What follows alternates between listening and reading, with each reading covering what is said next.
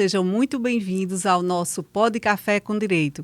Meu nome é Rochelle e estou recebendo hoje o empresário, ex-senador da República, Douglas Sintra, e o professor e advogado de Direito do Trabalho, Dr. Tiago Pessoa. Sejam muito bem-vindos e obrigado por aceitar esse convite. Eita, Rochelle, é uma honra estar aqui com você, ao lado do Dr. Douglas Sintra, uma figura bastante conhecida aqui na nossa cidade, no meio empresarial, e já ter sido senador da República, já sabe como as entranhas de Brasília. E a gente é uma honra estar aqui e a gente dialogar um pouquinho sobre o direito do trabalho, que é tão importante para a sociedade. Para nós também é uma honra e uma oportunidade de poder debater sobre um assunto que foi muito estigmatizado, do que é bom, do que é ruim, do que funciona, do que não funciona, e aquilo que realmente é bom para a sociedade, para o trabalhador, para o governo, para as empresas. Quando nós falamos em trabalho, nós temos que verificar a amplitude do que ele atinge. Acho que tudo aquilo que a gente fala tem que ser bom para o trabalhador, tem que ser bom para a empresa, tem que ser bom para o governo e tem que ser bom para a sociedade como um todo. Isso mesmo. Podemos começar? Fica à vontade.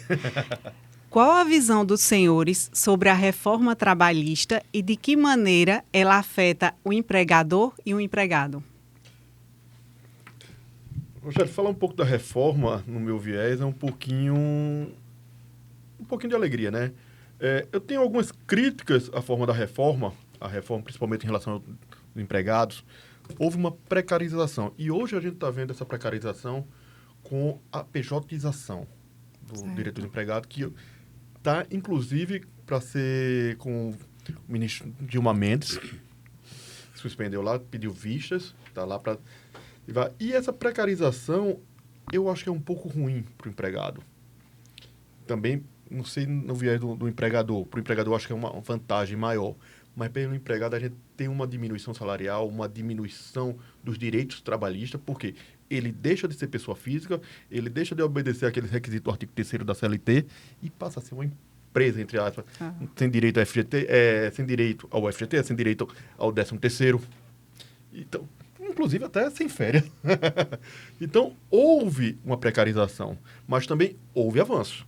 A gente não pode dizer que não houve avanço. A reforma trabalhista houve alguns avanços, principalmente quando a gente está comentando das negociações coletivas, que ela prioriza o negociado sobre o legislado. Onde é que a gente já viu isso?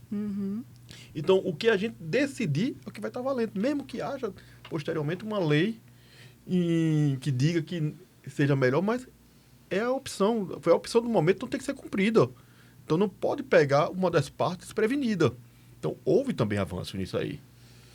Pois é, assim, a sua pergunta é muito ampla, eu vou tentar reduzir aqui a resposta, mas eu acredito que no decorrer nós vamos voltar a esse tema com algumas observações que são muito interessantes com relação a isso.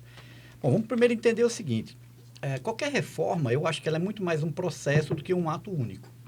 Então, na mesma linha que se falou aqui, há coisas que podem ter sido aprovadas que, em algum momento posterior, possam ser readequadas. Como, por exemplo, como foi criada a CLT.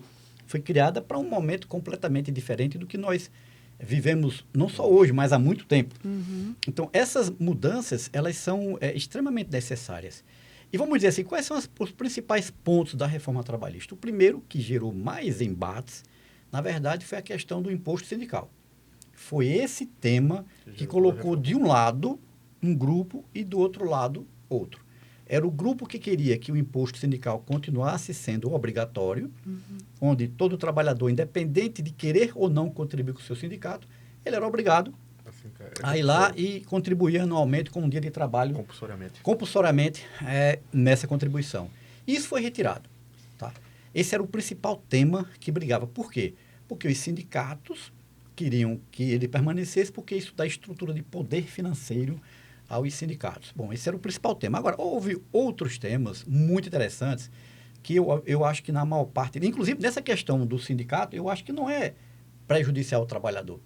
Eu acho que os sindicatos que são competentes e trabalham a favor do trabalhador, o trabalhador vai querer dar um dia de trabalho para ele lutar no final do ano, para que ele tenha nas negociações coletivas mais força para sair com algo que seja bom para eles. Mas vamos lá, pegar alguns exemplos. Férias. Antigamente só era permitido tirar férias 30 dias seguidos, ou vender parte de suas férias. Agora você pode negociar, olha, eu quero tirar férias, um pedaço no meio do ano, outro pedaço no final do ano. E eu acho que isso é interessante para o trabalhador. A gente tem pontos com relação a horários, tá? Que ficaram mais flexíveis. Por exemplo, alguém trabalha num lugar mais distante, que fica fora da cidade. O que é melhor para ele? Era tirar 1 hora de almoço e sair às 6 horas do trabalho, ou ele tirar 30 minutos e sair às 5h30 para pegar o dia claro, para chegar em casa mais cedo, para pegar um filho no colégio. Mas isso é cada caso a caso. E o que foi permitido foi isso. Olha, pode se sentar e negociar para que isso seja aprovado. Vou dar outro exemplo aqui.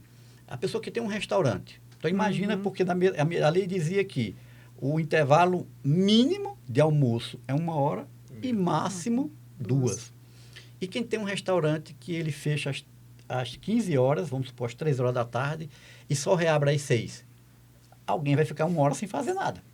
Então, é preciso entendermos que a legislação precisa se adequar, se atualizar para o que vai acontecendo no mundo com o trabalho remoto hoje, né?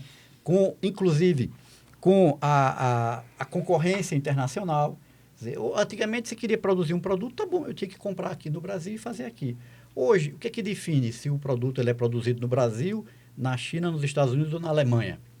Bom, primeiro, é a capacidade, a qualificação daquele trabalhador. Segundo, o custo. Tá? Então, aí nós entramos em outro tema fundamental, que eu acho que a gente pode falar mais na frente, que é produtividade. Você consegue pagar mais se você tem mais produtividade. Então, eu acho que, como um todo, a reforma trabalhista ela foi benéfica. Isso é uma frase e é um tema assim, muito delicado, mas acho que, como um todo, ela foi benéfica para o trabalhador, porque ela permitiu que houvesse essas mudanças que contribuem para flexibilizar as oportunidades, considerando que os tipos de trabalho são muito diferentes. Você trabalhar num comércio, no serviço, no hotel, na indústria ou na agricultura é muito diferente. Você querer tratar da mesma forma, na minha visão, é você querer tratar igual os diferentes, que é tão injusto quanto tratar diferente os iguais. Na opinião dos senhores, faltou algo que poderia ter sido incluído na reforma trabalhista? Eu acho que vai sempre faltar, de acordo com essas mudanças das necessidades. Por exemplo, uma legislação melhor sobre o trabalho à distância.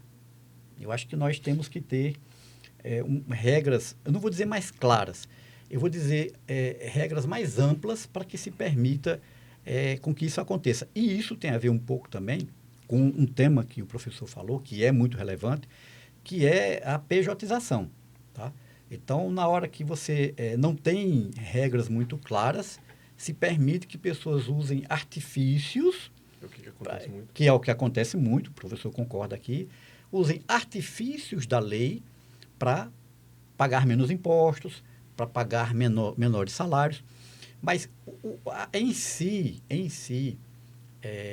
a terceirização, que ela tem a ver com a pejotização, que é outro tema já, a terceirização, ela tem por objetivo permitir que a empresa se concentre no seu objetivo, que é o seu trabalho. Por exemplo, qual é o objetivo de uma montadora de automóvel? Produzir o carro. Tomar conta da segurança da empresa não é objetivo social da empresa. Aí entra num tema extremamente delicado que eu quero ouvir o professor também. Quando a gente fala de terceirização, senador... Chega a dar um arrepio. Isso Chega a ver aqui, ó. É realmente o tema... Principalmente quando houve a autorização do Supremo para terceirização da atividade fim. Isso é que não pode acontecer. Você terceirizar toda uma estrutura, vamos pegar um banco. Qual a atividade fim do banco? Dinheiro. Movimentação financeira.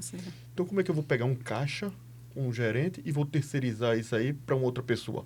Eu precarizo o trabalho. Estou precarizando o trabalho. A terceirização, ela remonta desde o início dos anos 80. Começou com o serviço de vigilância. Isso aí. Por isso que eu falei dele. Mas sobre banco eu tenho algo bom para falar para você. Mas vamos lá. Essa seria a pergunta mesmo, era sobre a terceirização, quais as vantagens e desvantagens. Já está aí. Já está respondendo. Mas a terceirização da atividade fim, ela é totalmente prejudicial. Ela, como é que eu posso dizer? Ela vai... Eita, fugiu a palavra agora. Ela vai diminuir o empregado. Por quê? Em vez de contratar uma pessoa capacitada para aquela atividade fim, eu contrato 2. Posso contratar 2, na visão do empregador, duas pessoas para receber o salário de 1. E sem a capacidade técnica. A gente vê muito isso nos serviços terceirizados, que acontece. Terceiriza a atividade fim, quando chega na montadora, os metalúrgicos vão ser terceirizados, provavelmente. Já como você falou... Terceirizados hoje por robôs. Exato, é o que eu iria falar hoje, que vai acontecer. Vai ser a terceirização. Mas há a precarização nisso aí. Então, o erro que a gente está nisso aí, eu vejo muito, principalmente que a terceirização saiu pelo STF, e já não obedece mais às normas do TST, que aí está um erro muito grande, porque no STF a gente tem 11 ministros, mas nenhum é trabalhista, de origem trabalhista. O último que tinha era Marco Aurélio, que saiu. Então, existe, quando a gente vai falar de terceirização, que aqui acontece muito, e também vamos para a PJização, é a fraude no contrato de trabalho. Que é o principal disso aí. E é o que vai precarizar as relações trabalhistas. Mas falando que você disse que é que pode haver de melhoras na reforma, a CLT é de 43. 43 era outro universo. Hoje a gente está em 2025. A CLT não poderia continuar na forma que está. Como a reforma trabalhista também já está ficando obsoleta. O direito do trabalho é um direito dinâmico. Ele tem que mudar de acordo com as relações trabalhistas vão modificando. Então, a gente tem que fazer essa mudança. Eu vou procurar falar algumas coisas de concordância com o professor. Eu tenho uma coisa que não vai me impedir também quando discordar, claro. Fica à vontade. Nós estamos aqui para isso. Mas acho que é interessante. Na verdade, quando a gente fala no direito do trabalhador, nós temos que falar naquilo que é melhor para a vida dele. E aí, às vezes, ficamos discutindo temas, se pode isso ou não aquilo, e se deixa de tratar da essência que é o bem do trabalhador. O que é a essência do bem do trabalhador? Educação básica, para que ele possa chegar ao mercado de trabalho mais capacitado. E dentro do mercado de trabalho se continue capacitando ele. Tem uma frase que eu até anotei aqui para não esquecer. Eu já vi essa frase de um formato mais moderno, mas como eu tenho lembrado dessa do inicial, ela vai bem na essência. É uma frase de Henry Ford que diz o seguinte: pior do que treinar um funcionário e vê-lo sair da empresa é não treinar e vê-lo ficar. O que quer dizer? É que é muito comum algumas empresas terem medo de capacitar o funcionário porque ele vai ficar bom demais e o concorrente vai levar. Ou ele mesmo pode ser o próprio concorrente. Ou ele mesmo vai ser o concorrente, que é muito comum que isso aconteça. Aliás, é o mais comum. Quase todas as pequenas empresas surgem... Ninguém quer capacitar mais o funcionário. Fica com medo disso. Veja, mas aí é onde está. Se Henry Ford dizia isso em 1900 e pouco, tá? Há mais de 100 anos, significa que quem é que está desenvolvendo bem? As boas empresas que dizem, olha, independente disso, eu vou capacitar o meu. Porque, veja, se eu ficar com ele, ele vai quebrar a minha empresa. Então, é melhor ter ele bom até o momento que ele trabalhe pela empresa do que eu deixar ele ruim aqui e ele faça a empresa quebrar. Aí, quando a gente fala também nessa questão aí da pejotização tal, a gente tem que lembrar, primeiro ponto da produtividade. E aí eu gosto de trazer exemplos simples. Por que um trabalhador americano ganha 3, 4 vezes o que ganha um trabalhador brasileiro? Você tem uma fábrica de automóveis nos Estados Unidos, que ela tem, por exemplo, 1.000 funcionários, ela produz 5.000 carros por mês. E você tem uma fábrica no Brasil com 1.000 funcionários, ela produz 1.000 carros. Então, eu estou fazendo uma exemplificação bem simples de produtividade, né? Então, se você tem essa produtividade maior do trabalhador americano, alemão e até chinês hoje, você vai ver que o trabalhador brasileiro vai ganhar menos. Então, o que a gente tem que fazer? Infelizmente, a produtividade do trabalhador brasileiro não vem crescendo. Mas, senador, só uma adenda aí, quando a gente fala de comparação, a gente tem que ver o nível social de vida. Mas veja... Esse é o problema. Quando a gente quem nasceu primeiro? A galinha? A gente não sabe.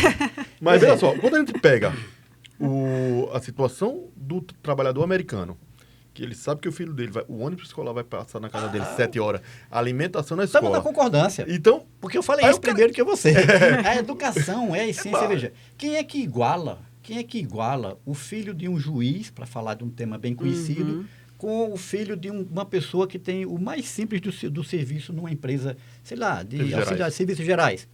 Quem é que iguala a vida dos dois? A escola. Se você permitir que a escola dos dois sejam iguais, e isso não é tirando ou rebaixando a escola particular do filho do juiz, mas é dando uma qualidade de ensino para que mais na frente, vou chegar no outro tema que você vai concordar comigo. Mas eu vou discordar ainda um pouco ainda desse aí. Você chegar num país, principalmente no norte da Europa, os trabalhos ou as profissões, elas não têm distorções salariais relevantes. Não. Você chegar, por exemplo, nesse país nórdico lá, Suécia, e ver a diferença entre o auxiliar de faxina e o médico, a diferença salarial não é gritante. Então, você pode escolher entre ser marceneiro, entre ser médico, entre ser dentista, entre ser professor, tá? E você vai ter uma vida boa, digna, e vai permitir ter um trabalho mais tranquilo. Então, quando a gente fala nisso, sabe, professor, é que a gente não pode ficar, às vezes, numa visão muito simplista de que a empresa, ele quer oprimir o trabalhador. Não. Porque, veja, quando a gente fala em empresa, nós temos que falar o seguinte, as empresas querem que os trabalhadores ganhem mais. Por quê? Porque elas vão comprar mais. Então, a empresa minha quer que o trabalhador daquela empresa vizinha ganhe cada vez mais porque ele vai comprar na minha empresa e vice-versa.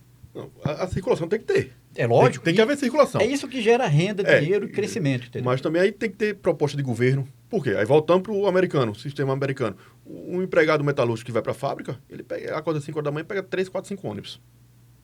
Já chega. O metalúrgico americano, ele pega a sua picape, arranja lá e chega lá. Porque a condição de vida são diferentes. Qual foi o modelo que o americano usou para chegar onde ele está hoje?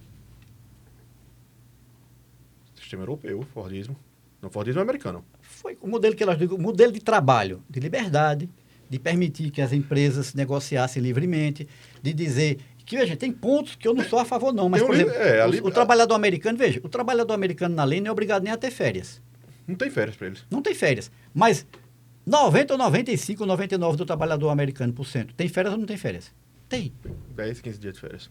Por quê? Porque, veja, isso é oferta e procura. Esse é o resultado do mundo. Não adianta nós brigarmos não, a gente não pode com brigar. algo que é a realidade do mundo. Tem eu brinco assim, tem uma frase que eu digo sempre a seguinte, é a ditadura da realidade. Quando você tem uma realidade na sua frente, não adianta imaginar essa guerra agora chinesa, americana e europeia. O que está acontecendo? Foram deixando, o americano deixou... não, eu não quero meu trabalhador aqui ganhando menos. Ele tem que ganhar mais e pronto. Deixa que a China produz isso ou produz aquilo. E chegou ao ponto que a produção mundial começou a se concentrar na China. Isso gerou um problema, inclusive, de segurança nacional.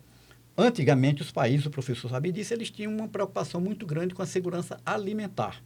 Então, todos esses países, eles subsidiam a produção local, a agricultura. Por quê? Se tivesse uma guerra, o país ia morrer de fome, porque ele não tinha alimento. Isso se tornou agora segurança industrial. Se houvesse um confronto mundial, pelo menos uma guerra comercial como está havendo agora, os Estados Unidos dependem completamente do produto chinês para o trabalhador americano comprar. Quebra lá. Se você botar o iPhone, vamos pegar o iPhone, ele vai custar 3, 4 vezes maior do que é hoje, se não tivesse peça chinesa. Pois é. Então, mas por que começou isso? Porque o trabalhador chinês, esse sim, tinha sua vida extremamente precarizada. Extremamente. Pra você ter ideia, a gente vê muito a falar da China e tem coisas fantásticas na China, mas temos que lembrar que só a ditadura permite aquilo acontecer. Eu vi uma coisa bem interessante um dia desse, que é o seguinte, o trabalhador chinês, ou o cidadão chinês, se quiser mudar de uma cidade para outra, ele tem que ter autorização do governo. Vê, eu moro em Caruaru, se eu quero morar em Recife, o governo tem que autorizar. Mas é só um protocolo? Não. Eu só posso me mudar para Recife se eu já tiver um emprego acertado em Recife. Ou se eu casar, né? Que eu sou casado, mas se eu fosse casar com uma pessoa de Recife. Veja que coisa. Então, tem até controlar isso. Filho único. Tem até a política do filho único. São coisas que fizeram o mercado. Mas qual é a realidade? Nós temos que ter o seguinte: nós concorremos com o mundo. Então, nós temos que considerar que tudo aquilo que nós vamos fazer aqui na legislação brasileira vai ter que considerar que existe o trabalhador americano fazendo isso, que existe o trabalhador chinês, tailandês, coreano, que vai fazer também. Vai. Concordo, tem que fazer tudinho. Estamos concordando, já é uma coisa, tá vendo? Mas o problema é o seguinte, a gente tem que ver também as condições sociais. Claro. O que é que aplica, o que é que o governo dá por trás para esse cidadão, para que ele tenha, em pé de igualdade, possa concorrer com o americano, com o finlandês, voltando aos países nórdicos. Mas eu digo, professor, é que qual é o caminho para o trabalhador chegar aonde o trabalhador americano está? Esse é o X da questão. O caminho não é o excesso de legislação não é o excesso. Porque lá foi o contrário. Aí Lá foi entra o talvez contrário. um sistema mais participativo do governo, não sei. Porque a gente tem uma desigualdade muito grande no Brasil. E Por isso aí- exemplo? Isso aí. Por exemplo, uma desigualdade? Sim, o que é o sistema participativo do governo para acabar com a desigualdade? Isso Só aí. tem um, aumentar a produtividade para ele ganhar mais, para poder desenvolver mais. Aí Crescimento econômico. Vamos ver uma melhor forma. Por quê? Aí, crescimento econômico tem que ter. Mas a hipossuficiência do trabalhador é grande. Então, o trabalhador acorda às 5 horas da manhã, pega 5 ônibus, primeiro tem que deixar o menino na creche, não tem quem deixar. Às vezes não tem quem deixar, trabalha de manhã, tarde, de noite. Então tem tudo isso aí. Já o americano, não. Mas, professor, veja, é onde começa a ter essa discordância que nós podemos fazer uma convergência. Eu- Essa hipossuficiência, ela não pode ser vista como um simples fato de proteção. Não é. Nós Não temos pode. que analisar a realidade e veja, existem muitos lugares, como o metalúrgico, que pega 3 ônibus e acorda às 5 horas da manhã, e existem lugares como aqui em Caruaru, onde as pessoas chegam mais rápido no trabalho. Então, nós não podemos trabalhar com a ideia que são todos iguais e que a legislação vai ter que tratar isso da mesma forma. Essa é a diferença. Vou dar outro exemplo para o senhor aqui. Uma usina de cana. Ela faz a moagem 4, no máximo 5 meses por ano. Então, você considerar que ela é igual a uma loja, uma farmácia, Não é. não pode. Ela vai ter necessidade de um trabalho lá Diferenciado. diferenciado. Então, é isso que eu quero Bom, sempre professor. falar, professor. Nós precisamos criar as condições econômicas e sociais, se você concorda, para que o trabalho cada vez mais seja valorizado. E quando é que ele é valorizado? Quando ele produz. Quando ele Concordo. agrega valor. Concordo com o senhor. Entendeu? Então, Mas assim, aí é um então, problema fazer do isso acontecer. governo. Aí é um problema do governo Não, também. Que esse é um problema da sociedade. que nós problema temos do que governo fazer. social que hoje não está acontecendo isso aí, que possa igualar, dar uma condição melhor para o trabalhador. Mas o que, que pode Trabalhador- fazer isso acontecer? Essa é a pergunta. Qual é o caminho para que o trabalhador seja mais valorizado? E valorizar significa, primeiro, ele ganhar mais. Segundo, ele ter, vamos dizer assim, o apoio social com boas escolas e com bom, por exemplo, 3 pontos principais. São 4, na verdade. A essência do governo. Educação, saúde, moradia. infraestrutura e segurança. São esses os 4 pontos. Porque a Os própria 4 pilares. moradia, ela se torna, se o trabalhador tiver um salário digno, ele compra lá o seu, como nos Estados Unidos, ele Exato. compra lá financiado em 10, 20 anos, 30, mas Problema- tem sua moradia. problema, senador, aí eu volto também. Aí, educação. Tudo na vida deriva da educação. Vamos botar, talvez o senhor vá concordar comigo. Minha esposa hoje, ela tem uma fábrica, uma pequena fábrica, de confecção. A pior coisa do mundo é contratar costureira.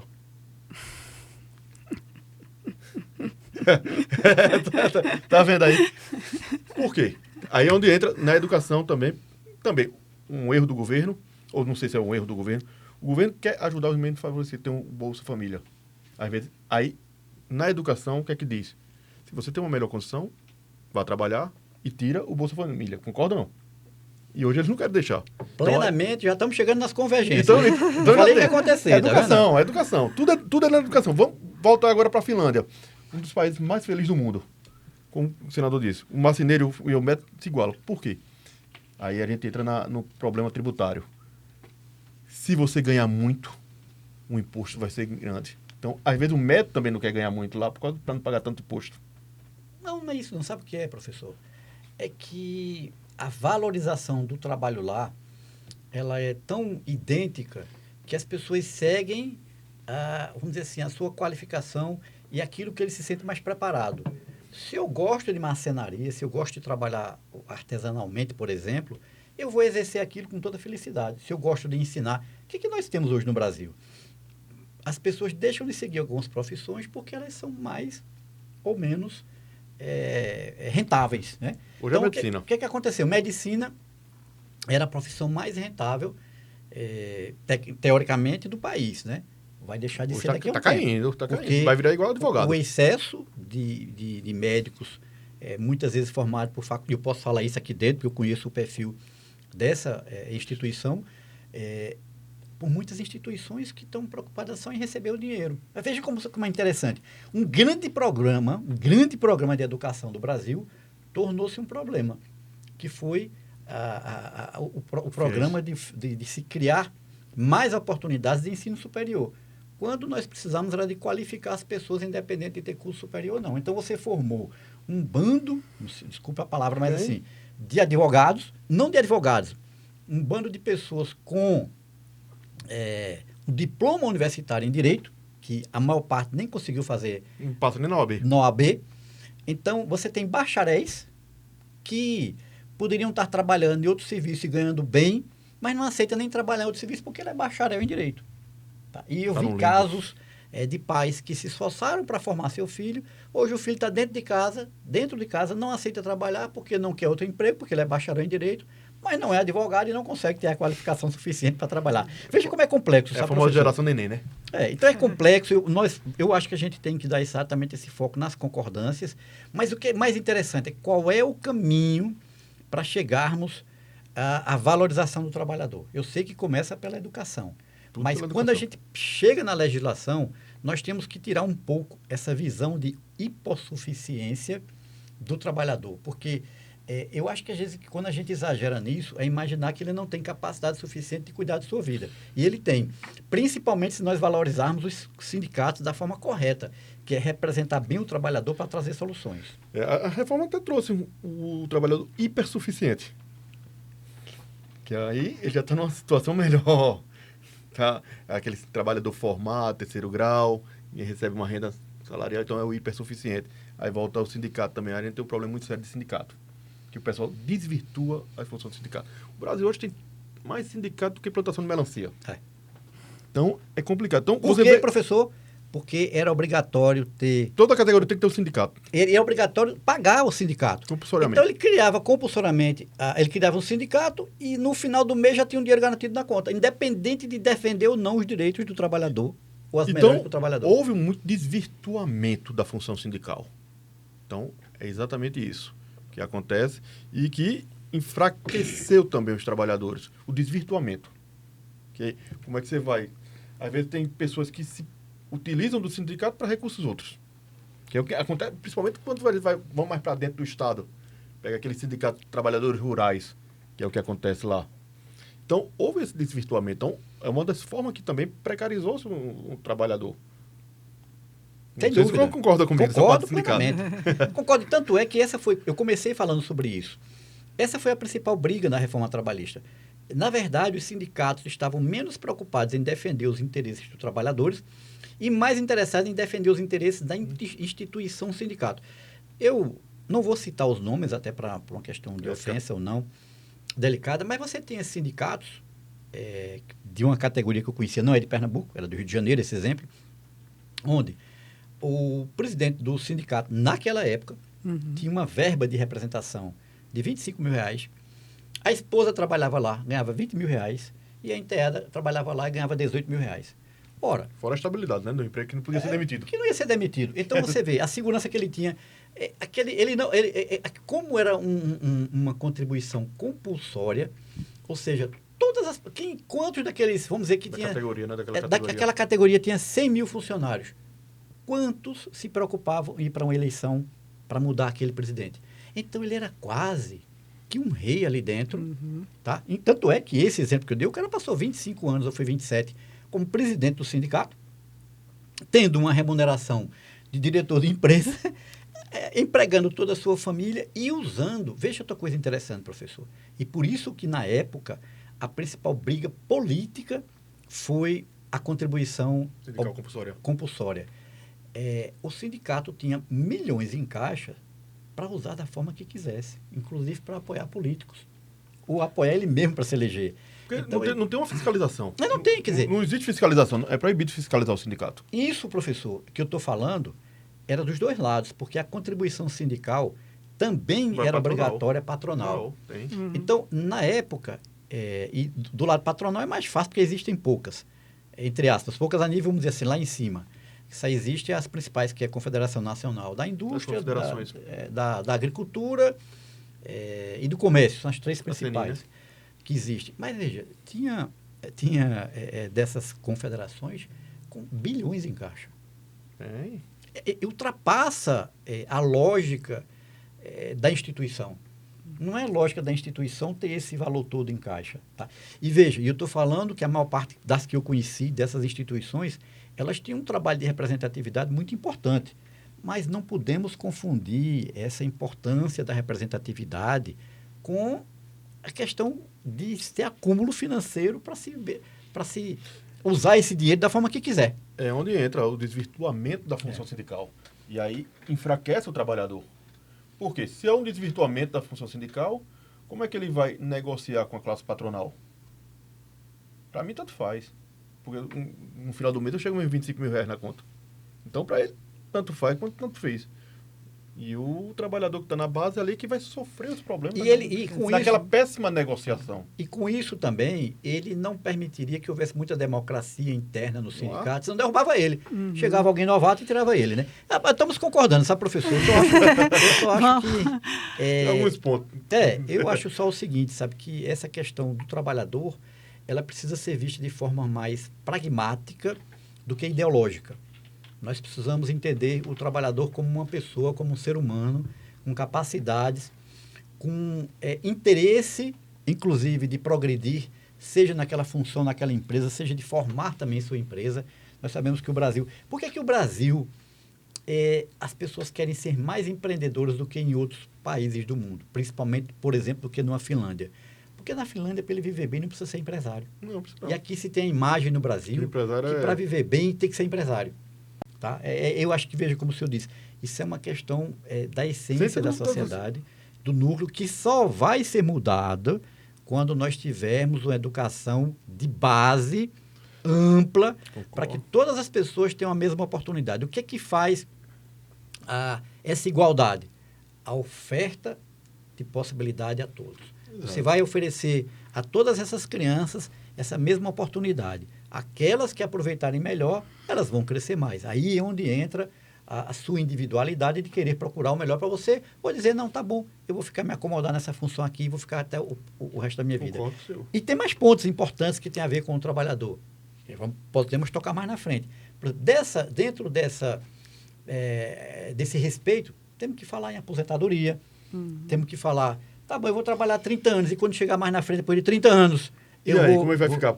Você tem uma renda hoje, vamos botar um exemplo, uma renda média de 15 mil. Um trabalhador com uma renda média de 15 mil. Quando ele se aposenta, essa renda vai cair para 5, 6, 7.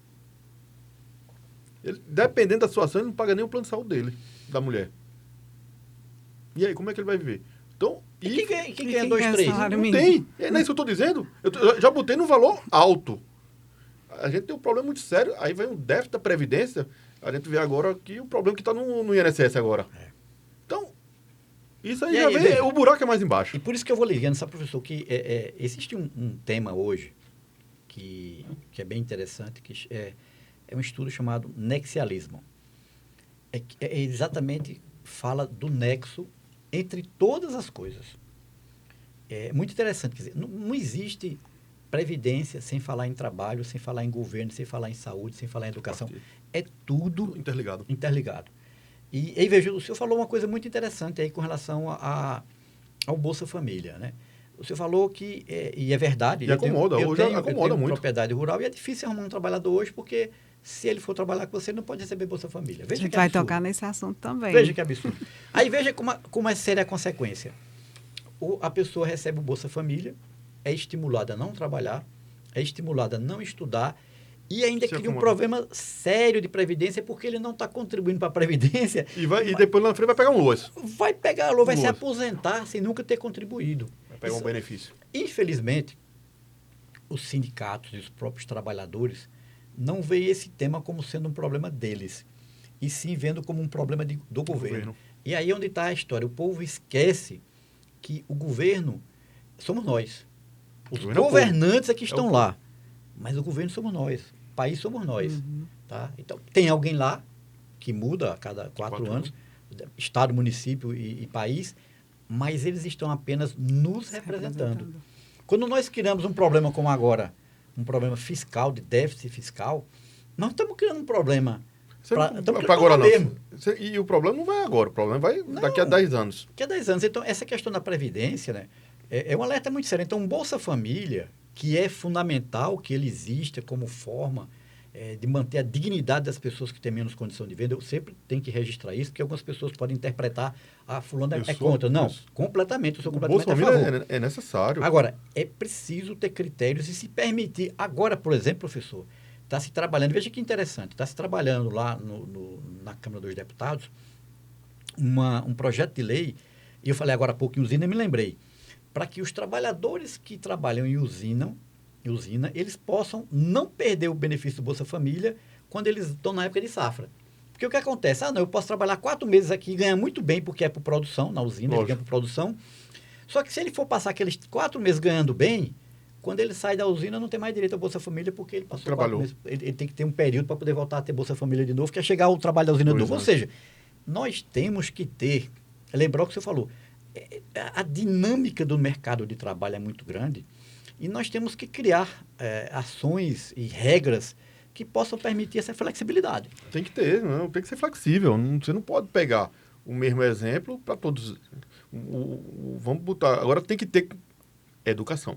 Aí onde volta. É a base, né? Desde da escola base, desde do primário. Por quê? É fazer que entre na cabeça dessa criança que você conseguiu, então abra mão para o outro, que é o que não acontece no Bolsa Família. Aí você quer, aí eu volto para a escola da empresa da minha esposa. Aí a costureira chega lá, não, você vai assinar a carteira? Não, se não assinar, não quero.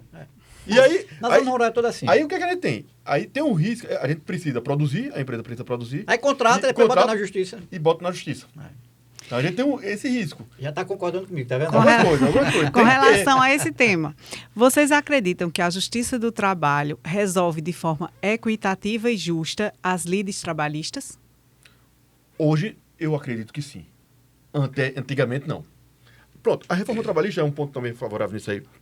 Ela mudou isso, ela permitiu que... Porque antigamente a pessoa já entrava com uma reclamação trabalhista, o empregador já era refém. Alguma coisa ele iria perder, mesmo que o cara tivesse toda errada. Hoje não. Hoje, para você ver a quantidade de demandas trabalhistas, caiu bastante com a reforma. Tem voltado a crescer, professor, porque a grande parte dos juízes não estão mais... Eles estão, na minha visão, tá? Eles estão indo mais por uma questão ideológica do que pela lei. E vou dar um exemplo para o senhor aí, para a gente pegar esse tema aí e aprofundar mais nele. A lei diz agora que... Veja que interessante. Você vai para a justiça comum, se você vai lá e mente um monte de coisa, no final você é considerado culpado. Na Justiça do Trabalho não existe isso. Entendeu? Então, eu posso chegar lá e mentir, dizer que fiz isso, aquilo, mentir de forma deliberada e no final tá bom. O máximo que vai acontecer com você é não ganhar. Mas veja só, senador, isso aí é porque tanto o autor como o réu, eles não estão com compromisso prestado. Quem não pode mentir é testemunha. O autor mente. Infelizmente, no depoimento, às vezes diz, vai poder mentir. Inclusive, também na vara cível. O que não pode acontecer... Se você mentir sobre algo que vai gerar coisa, você vai pagar a conta no final. Você vai ter a litigância. Pode ter litigância. Exatamente. Inclusive, também na esfera trabalhista também. Você pode ter a litigância má-fé. Mas na parte do depoimento, infelizmente, como ele não está compromissado, vai estar tanto na parte civil como na parte trabalhista. Se você apresenta um documento, por exemplo, o trabalhador apresenta um documento que é falso, e apresenta. Aí tudo bem. Aí é uma litigância de má-fé. Mas aí eu dizer, olha, um depoimento, eu fiz 200 horas extras. Como aconteceu uma vez, eu estava numa reclamação trabalhista, eu estava pelo lado do empregador, isso aí era um caseiro, pleiteando para eles, e dizia que trabalhava 23 horas por dia. Eu tive um caso assim. Aí eu perguntei para ele, eu disse, você tem filhos? Não, eu tive um caso. 3. Eu disse, o que você fazia? Fazia menino que você não tinha como fazer isso aí. Eu acompanhei um caso semelhante a esse, onde a pessoa dizia que começava a trabalhar às 3 horas da manhã e encerrava às 11 horas da noite. E o juiz ou juíza, né, para não trazer muito detalhe, perguntou ao advogado ou à advogada, disse, o senhor ou senhora tem certeza que vai deixar isso aqui escrito? Porque, veja, nem no tempo da escravidão alguém poderia fazer com que o escravo conseguisse trabalhar de 3 da manhã às 11 horas da noite, 7 dias da semana. Isso é humanamente impossível. Então, o que é que eu acho, sabe, professor? É que as atitudes com relação a esses exageros tinham que ser mais sérias para que isso deixasse de acontecer. Veja, não tem mais nada mais justo do que uma reclamação trabalhista justa, que é você questionar aquilo que deixou de receber, que muitas vezes acontece em empresas da pessoa fazer o errado sem autorização da direção da empresa, um gerente, um fornecedor, uma pessoa, um supervisor, fazer algo deliberado, contra, inclusive, as normas da empresa, e isso tem que ser punido para que isso não vire isso é fato, uma praxe.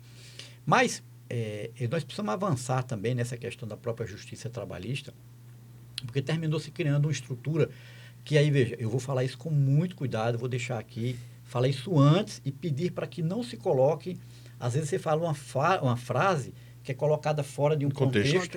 E isso vira uma questão muito delicada, tá? Isso tem a ver... Hoje em dia você pega um recorte aqui, muda tudo. Você joga um recorte ali. É péssimo, mas, assim, isso aí. Vou pedir essa atenção, mas é o seguinte, nós temos um problema grave na nossa justiça.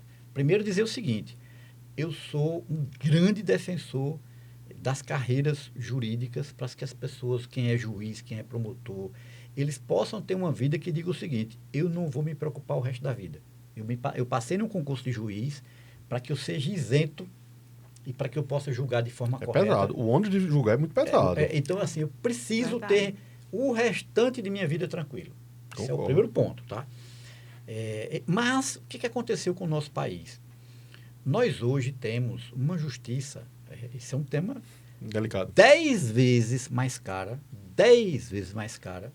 em comparação de PIB do que uma justiça americana, por exemplo. Tem. 7, 8 vezes mais cara do que uma justiça alemã.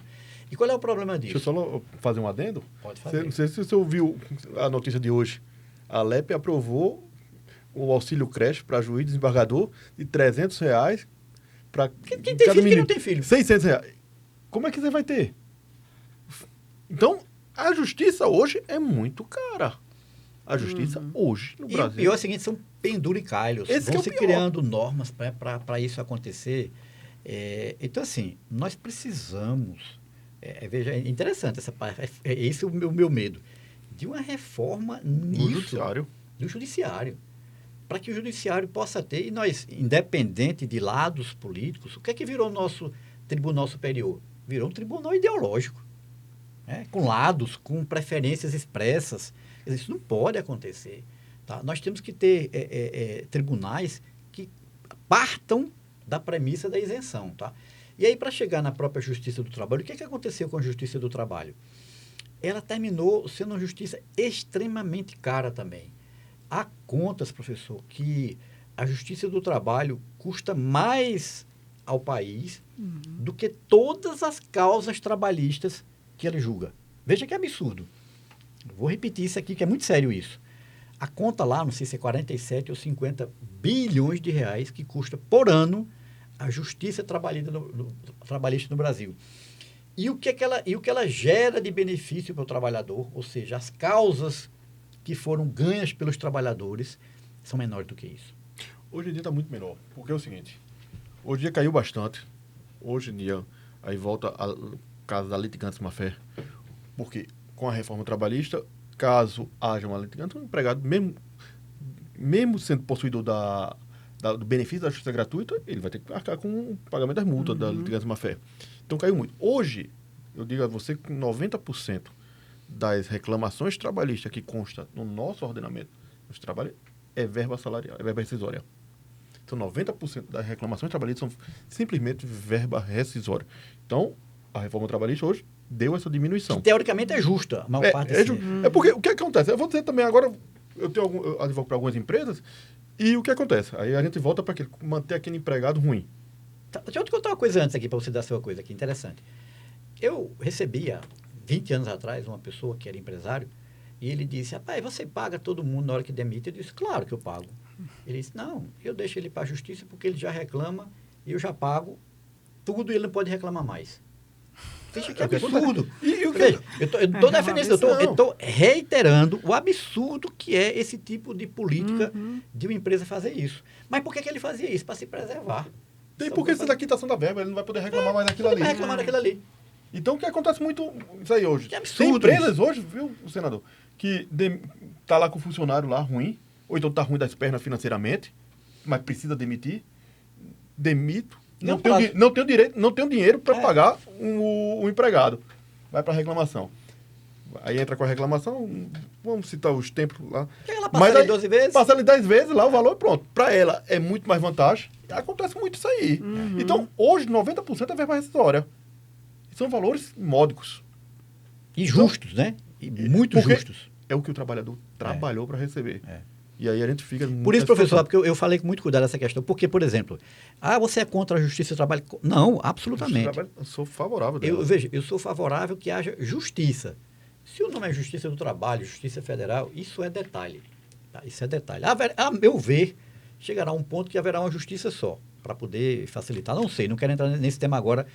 Vai acontecer, provavelmente, com a necessidade das mudanças que vão acontecendo no mundo. O que é importante registrar? Tá? Sempre a importância da justiça, seja do trabalho, seja federal, seja estadual, o que for. Tá? Nós temos que valorizar a justiça. Mas vamos voltar para o nosso tema do trabalhador. Eu acho, sabe, professor, que nós precisamos criar formas de valorizar sem haver a briga, de dizer que a empresa é contra o trabalhador e vice-versa. Porque se o trabalhador for contra a empresa, ele um dia vai ser demitido. Se a empresa for contra o trabalhador, um dia ele vai quebrar. Isso é óbvio. É o que eu costumo dizer, senador. Ambos, um precisa do outro. Não há uma empresa sem trabalhador e também não há trabalhador sem empregador. Então, e ambos têm que chegar num ponto que seja harmonioso a relação. E nós temos um tema muito mais delicado, que é o seguinte. Eu conversei ontem com um empresário e ele disse, rapaz, eu estou conseguindo diminuir substancialmente e vou chegar ao ponto de só ter eu e meu sócio, por conta da inteligência artificial, por conta do robô. Então, nossa sociedade tem que se preparar para essa grande mudança no trabalho. Automação. Vai chegar. Essa automação vai chegar e ela vai chegar com mudanças nessas cargas horárias, com redução de jornada. Só que a gente não pode... Vai ver onde está o Wilson, professor? Minha visão é ir reduzindo a jornada na canetada. Isso vai acontecer com o mundo por necessidade. Mas de forma gradativa. De forma gradativa e veja bem... no dinamismo do direito do trabalho, da relação trabalhador. Que isso vai acontecer de forma... E veja bem, e de acordo com o tipo de trabalho. O senhor falou há pouco tempo atrás, eu até me esqueci, mas vou voltar porque é importante. O senhor falou na precarização, e isso tem a ver com o dinamismo do trabalho. Eu era senador na época, então mais de 10 anos. Eu estive no Senado em 2014, 2015. Saí em maio ou abril de 2016. E naquela época eu recebi o representante de um sindicato bancário. Tá? Eu sempre tive excelentes relações com os sindicatos dos trabalhadores. Se registre isso, tá? Apesar de ter empresa, ser sócio de empresa, mas eu sempre tive. Por quê? Porque eu sempre acreditei nessa relação de benefício mútuo.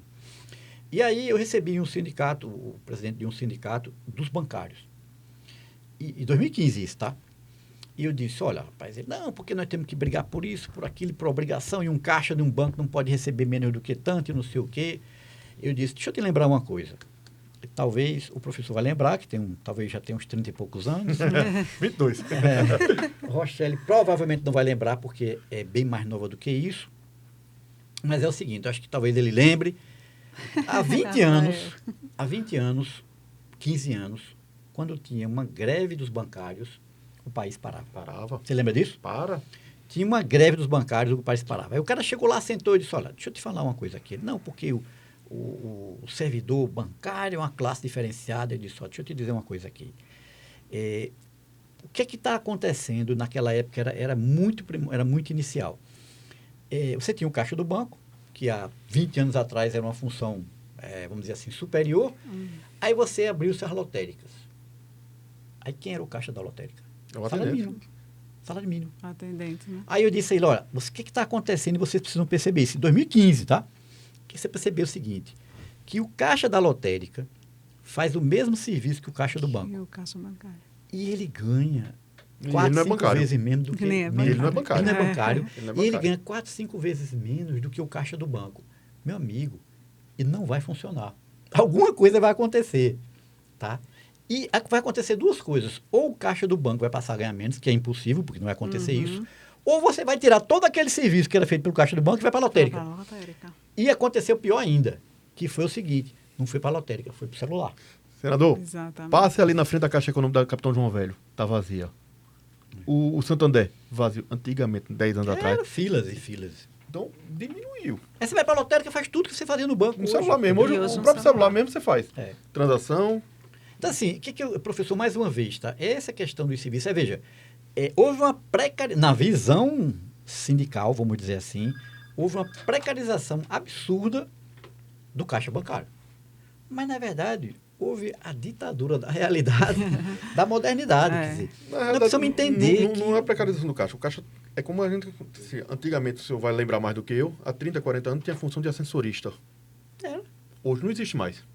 É a mesma coisa, o caixa vai perder. Aí entramos em outro ponto da reforma trabalhista aqui, que é um complicador. E as funções que não podem ser multifunções?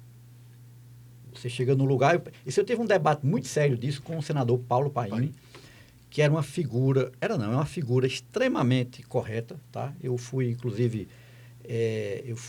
Paraná, ele salva, né? Rio Grande do Sul. Eu fui relator de um projeto de lei, que mais na frente a gente pode falar sobre ele, mas ele trabalhou ao meu lado defendendo, sempre questionando a questão dos trabalhadores, servidores públicos. E eu fiz uma pergunta muito interessante para ele. Eu disse, olha, Paulo, essa questão das funções do trabalho. Antigamente, você tinha uma fábrica e a pessoa entrava na fábrica e só fazia aquilo. Pá. O ascensorista, ele só era ascensorista. A recepcionista, você tinha... telefonista só podia ser telefonista, você não podia fazer outra função. O que acontece? Primeiro que você não percebe que se você coloca as funções só essa, então a empresa vai ter 10 funcionários, se abre outra empresa aqui do lado com 5, aquela ali quebra. Tá? Se abre e aí o lado que eu digo não precisa ser na mesma rua, pode ser na China, no Japão. Você abre uma fábrica na China, onde isso é permitido, e lá vai fabricar mais barato do que aqui no Brasil. Esse é o primeiro ponto. Segundo ponto foi o debate que eu tive com o pai. Eu digo, pai, me diga uma coisa, você tem motorista? Ele disse, tenho, claro. Eu disse, o que é que teu motorista faz? Que hora tu entra aqui? Ele disse, eu entro aqui 9, 10 horas da manhã. Que hora a gente sai? 9, 10 horas da noite. O que é que teu motorista faz nesse período todinho? Não, ele não pode fazer outra coisa, que ele é só motorista. Eu digo, mas rapaz, veja, quem está pagando essa conta? Primeiro somos nós contribuintes. Esse é o primeiro ponto. Tá. Segundo ponto, isso é bom para o motorista? Também não é, porque não permite o motorista. Até se você colocar esse cara para ser seu assessor em alguns pontos, coloca essa pessoa para estudar, coloca essa pessoa para entender um pouco de legislação. E por que eu não posso ter o inverso? Eu quero ter um assessor que possa dirigir quando eu precisar. Ora, quantas vezes por dia eu preciso do motorista? No caso lá como senador. Veja que vai ser interessante, tá, professor? É muito delicado isso. Então, por que eu não posso pegar uma pessoa que é meu assessor, de vez em quando possa dirigir para mim? Ou fazer o inverso, pegar meu motorista e permitir que ele possa ser meu assessor em outros temas. Aí vai depender do ego da pessoa. Sim, mas veja, mas se eu fizer o contrário, se eu pegar meu motorista e disser, rapaz, senta aqui, estuda esse tema e começa a ser mais do que um motorista, começa a ser alguém que vai poder me ajudar no trabalho como um todo. Aí, professor, é onde entra exatamente a mudança que nós precisamos ter com relação ao valor do trabalho. Aí é a mudança de mentalidade. Mentalidade, tá entendendo? Essa mudança de mentalidade, que aí é onde entra também. É difícil, às vezes, você pegar uma pessoa que queira também que o outro melhore. Hoje é difícil. Como os senhores acham que podemos equilibrar a necessidade de flexibilidade e autonomia no trabalho com a necessidade de proteção dos direitos trabalhistas? Flexibilização... E o professor vai dizer que isso é meio antagônico, que a flexibilização não permite a proteção. Não, permite. A flexibilização tem que permitir. A proteção vem acima de tudo. Agora, é um pouquinho complicado permitir a flexibilização do direito do trabalho. E garantir uma proteção. Tem que ter. Você tem que fazer os dois. Você não pode só de uma única forma.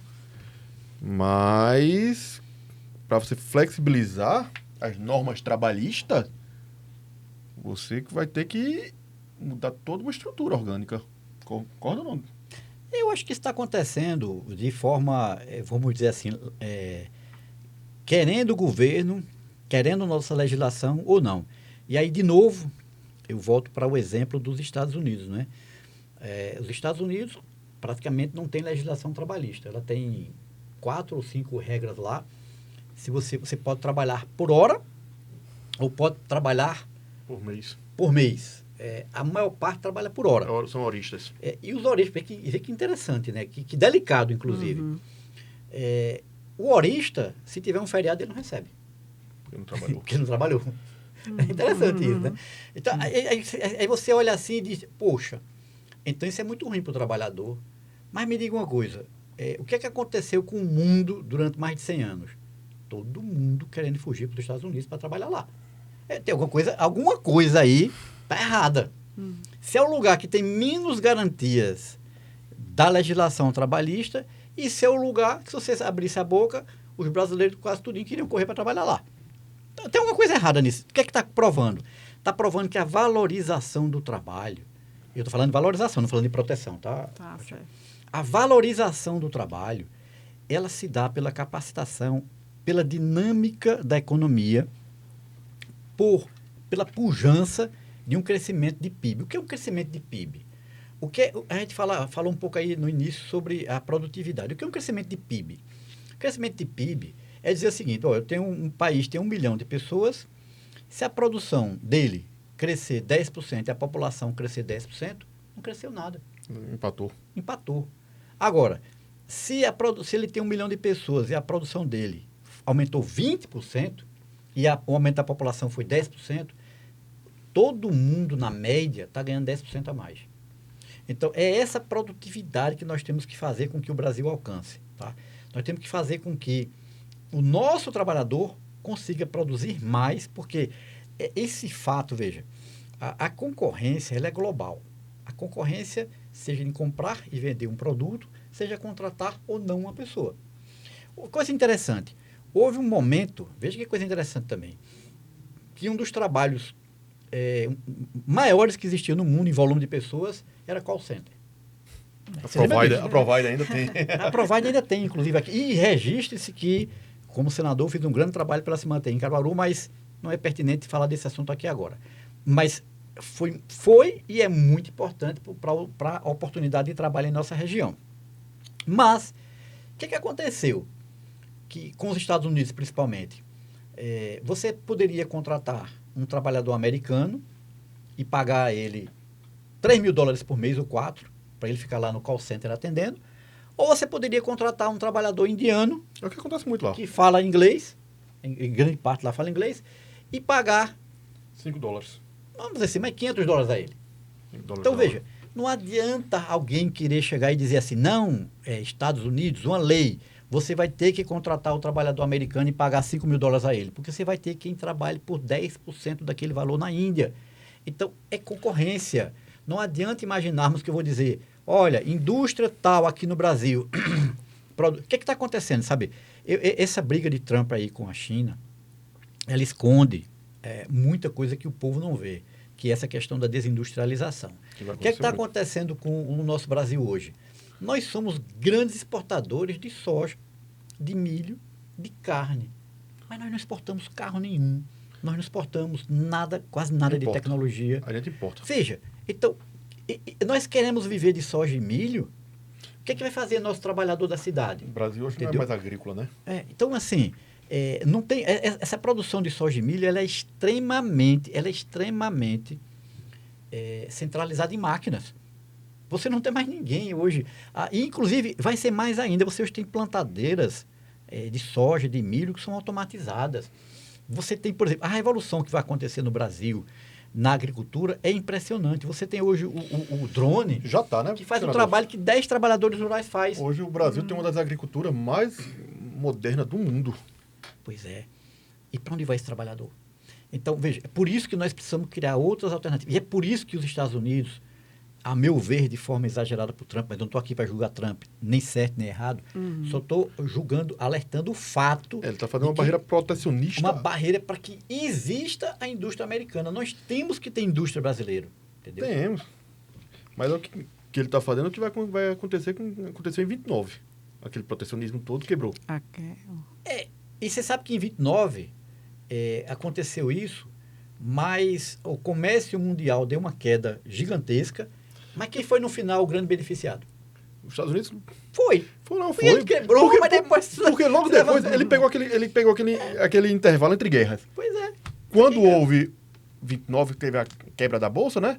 Ele começou a voltar em 36, 37 e eclodiu o quê? A Segunda Guerra Mundial. Aí teve que começar a se reindustrializar.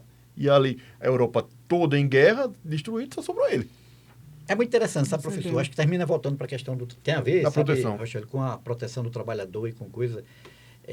que naquela época, nos Estados Unidos, no início do século, sequer existia imposto de renda nos Estados Unidos. Eles trabalhavam com tarifas de importação. E aí decidiram criar os impostos para poder... E depois aumentar as taxas. É muita confusão que aconteceu, que as pessoas não conseguem entender a interligação das coisas. Tudo tá... Eu quero chegar, professor, na própria interligação do trabalho entre os países, na interligação do trabalho com toda essa questão da educação, da saúde. Se você consegue dar, como dá na... Você falou um exemplo muito interessante aí na Finlândia.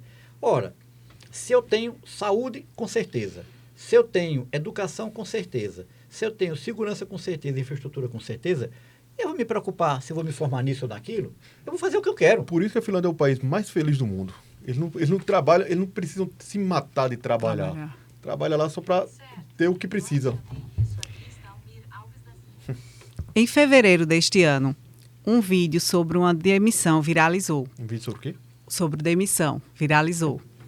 O empregado filma seu chefe demitindo ele por se recusar a participar de um culto aparentemente cristão, que acontece com certa frequência nas dependências daquela empresa. Claro que tal atitude não configura demissão por justa causa. Porém, nas redes sociais dividiu opiniões, pois muitos opinaram que o empregador tem o direito de decidir quem trabalha ou não na sua empresa. Em um caso similar, em 2016, um promotor de eventos recebeu, por meio da Justiça do Trabalho, uma indenização de R$25 mil após ser demitido, que, de acordo com ele, o motivo foi a saída dele da igreja em que os patrões participavam e por ele ter assumido publicamente ser homoafetivo. Realmente, as empresas deveriam ter o direito de demitir sem uma justa causa, ou as imposições previstas na CLT têm respaldo suficiente para impedir esse tipo de ação? Você fala impedir o quê? Esse comportamento arbitrário do empregador? Isso, já existe isso hoje. Já existe. A demissão por justa causa, está no artigo 482, vai aquelas faltas gravíssimas que o empregado comete. Se o empregado cometer aquelas faltas graves, vai ser demitido por aqui. Já, se o empregador cometer algumas faltas graves, vai estar no 483, vai ser a rescisão indireta. Então, veja só, você não pode obrigar ninguém a participar de um culto, até porque o país é laico. Então, você pode... Inclusive, aconteceu recentemente em Santa Catarina, no caso do rapaz da Havan, foi até condenado recentemente por condenação eleitoral, que foi no período da campanha, que obrigava o pessoal a votar em determinado candidato. Então, você não pode impor ao seu empregado, por mais que ele seja seu empregado, as funções, o seu intimismo como empregador. Até porque quem é o empregador não é Tiago, não é o Douglas, é a empresa X. E a empresa X, o foco dela é o quê? Dependendo da finalidade do lucro. Então, eu não tenho como... Tá. E se houver qualquer desvirtuamento, vai haver a punição. Aí, recentemente, também eu vi um vídeo na internet, senador, que aí é a inversão. O empregado ia fazer, foi até nos Estados Unidos, ia pedir demissão e levou uma fanfarra para entregar. Isso também é uma falta de respeito para o empregador. Não pode atingir. A gente está chegando num nível hoje muito grande. Um nível hoje de beligerância muito grande. Você não pode acontecer isso. Tem que haver situações, tem que ter calma. Equilíbrio. Tem que ter equilíbrio entre os dois lados. Respeitar a opinião de culto de não obrigar ele. Vai que o cara seja de uma outra religião, não acreditasse no culto. Tá lá, é uma afronta a ele, tá ali. Então... Eu acho que são, veja bem, são exceções que mínimas, até acontecem, mas são mínimas. E vou dizer assim, que não encontram volumes suficientes na própria questão trabalhista, da justiça do trabalho. Eu acho que o país hoje virou, infelizmente, estamos num momento onde fica difícil as pessoas escutarem argumentos contraditórios. E aquilo que faz uma sociedade... E respeitar. Não, respeitar, veja, eu tenho uma frase que ela é bem interessante. Primeiro, terminar esse raciocínio.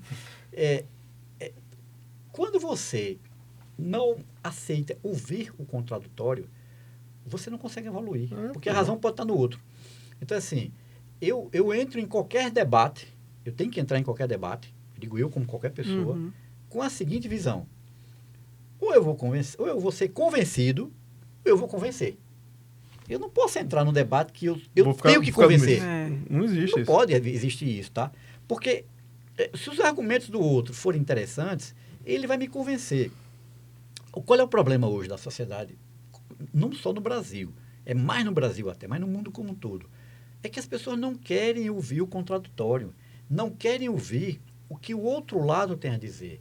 E aí não se permite, não é só aquela história de encontrar o caminho do meio, não. É muito o caminho do meio, mas um caminho ou outro pode estar correto e o outro lado não está se dispondo a ouvir aquilo, tá? Então, isso acontece muito nas próprias relações trabalhistas também.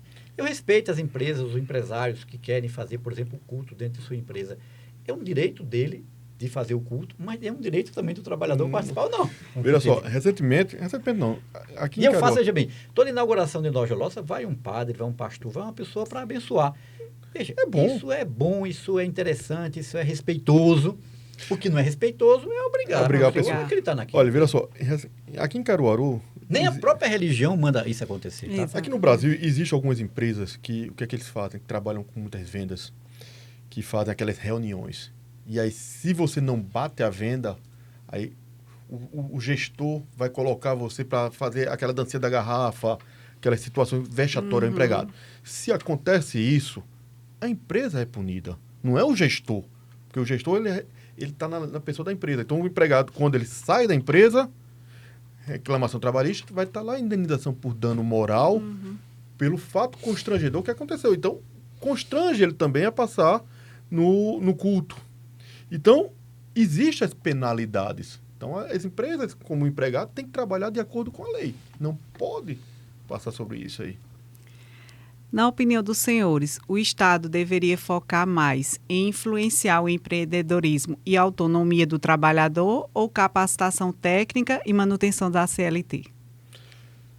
Olha, eu acho que o Estado tem que focar mais na educação. Verdade. O Estado tem que focar na educação, porque ele focando na educação, ele foca na melhor capacitação do empregado.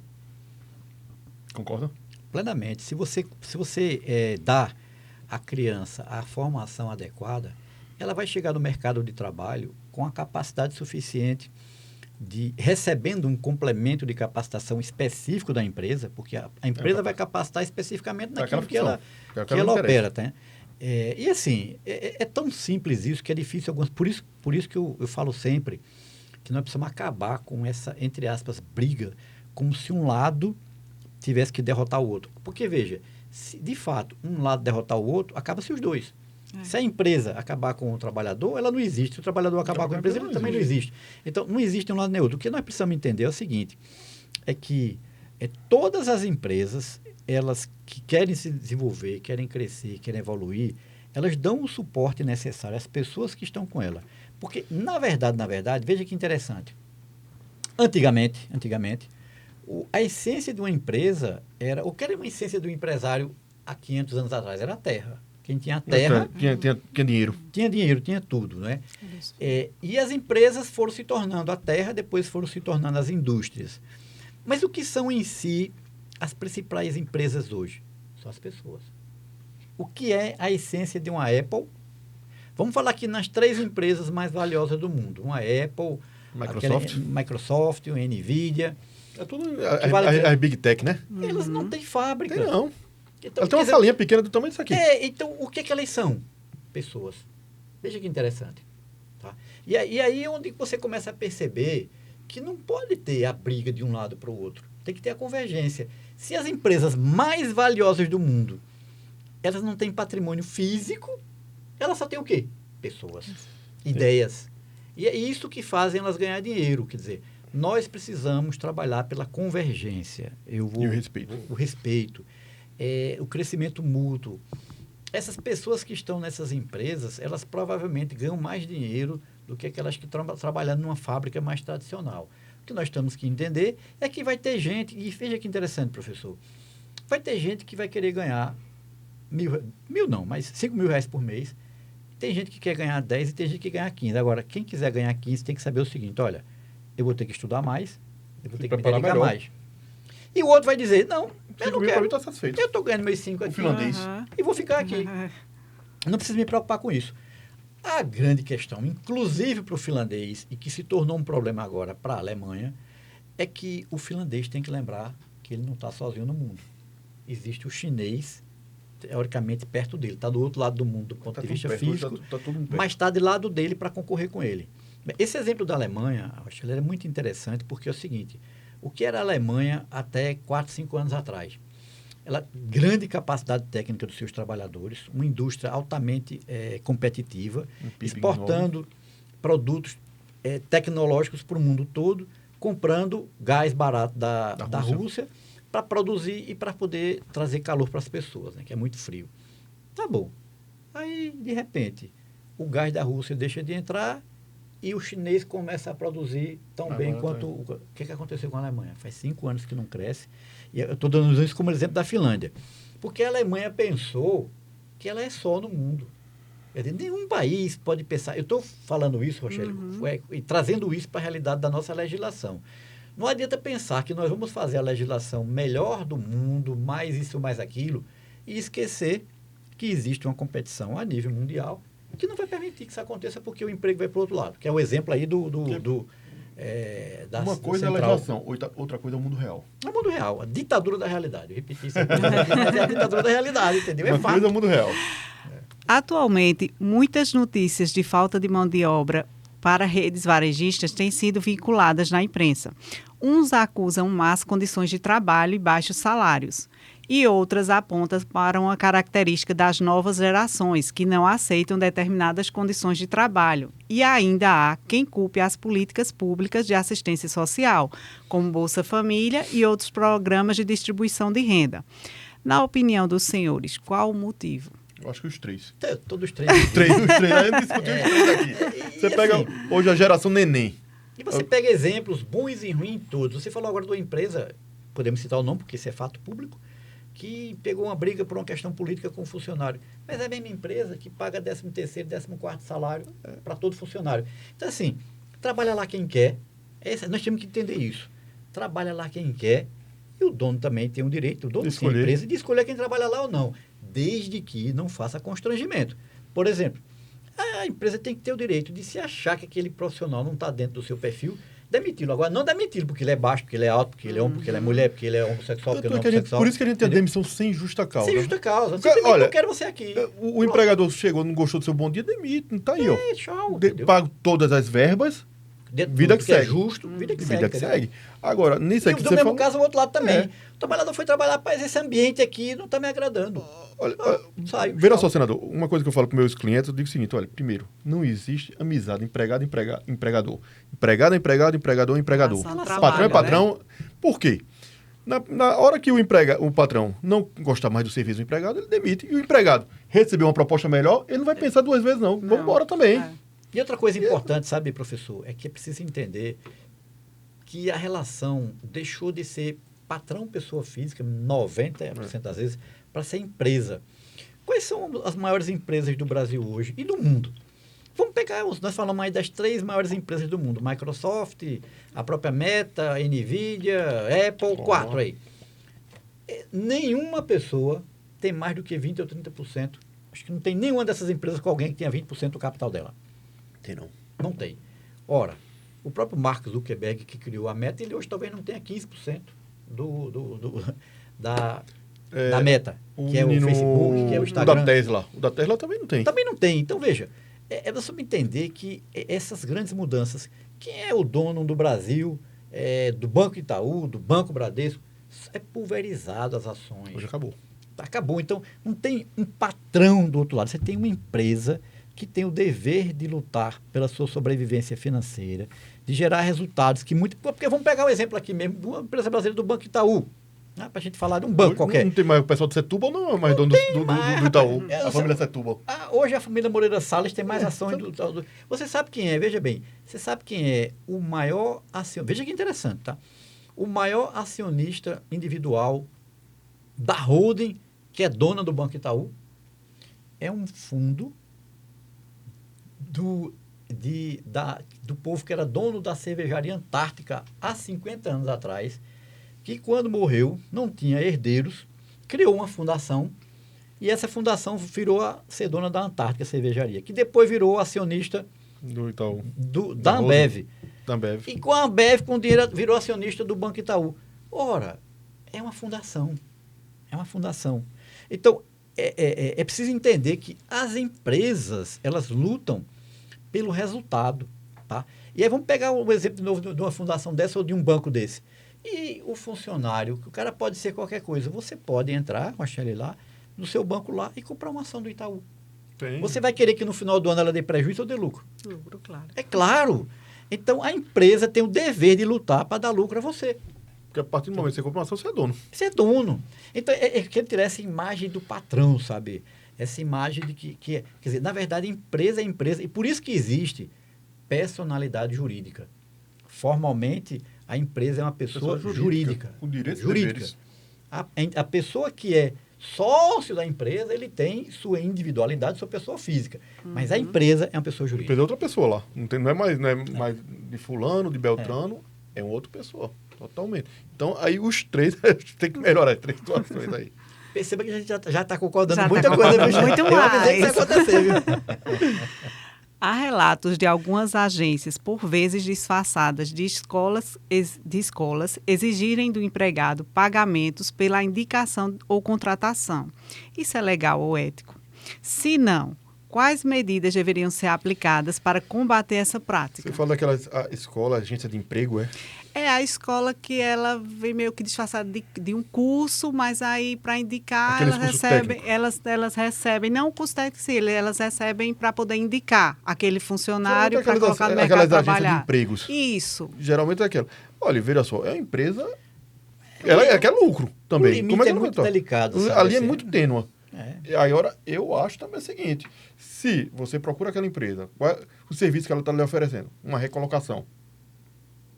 Então, ela lhe recoloca. Eu vou dar um exemplo aqui, professor. Eu acho que é justo a remuneração dela. Eu vou dar um exemplo aqui, professor. Você diz, olha, tem uma empresa aqui que ela dá curso aqui, tem 30 alunos ali.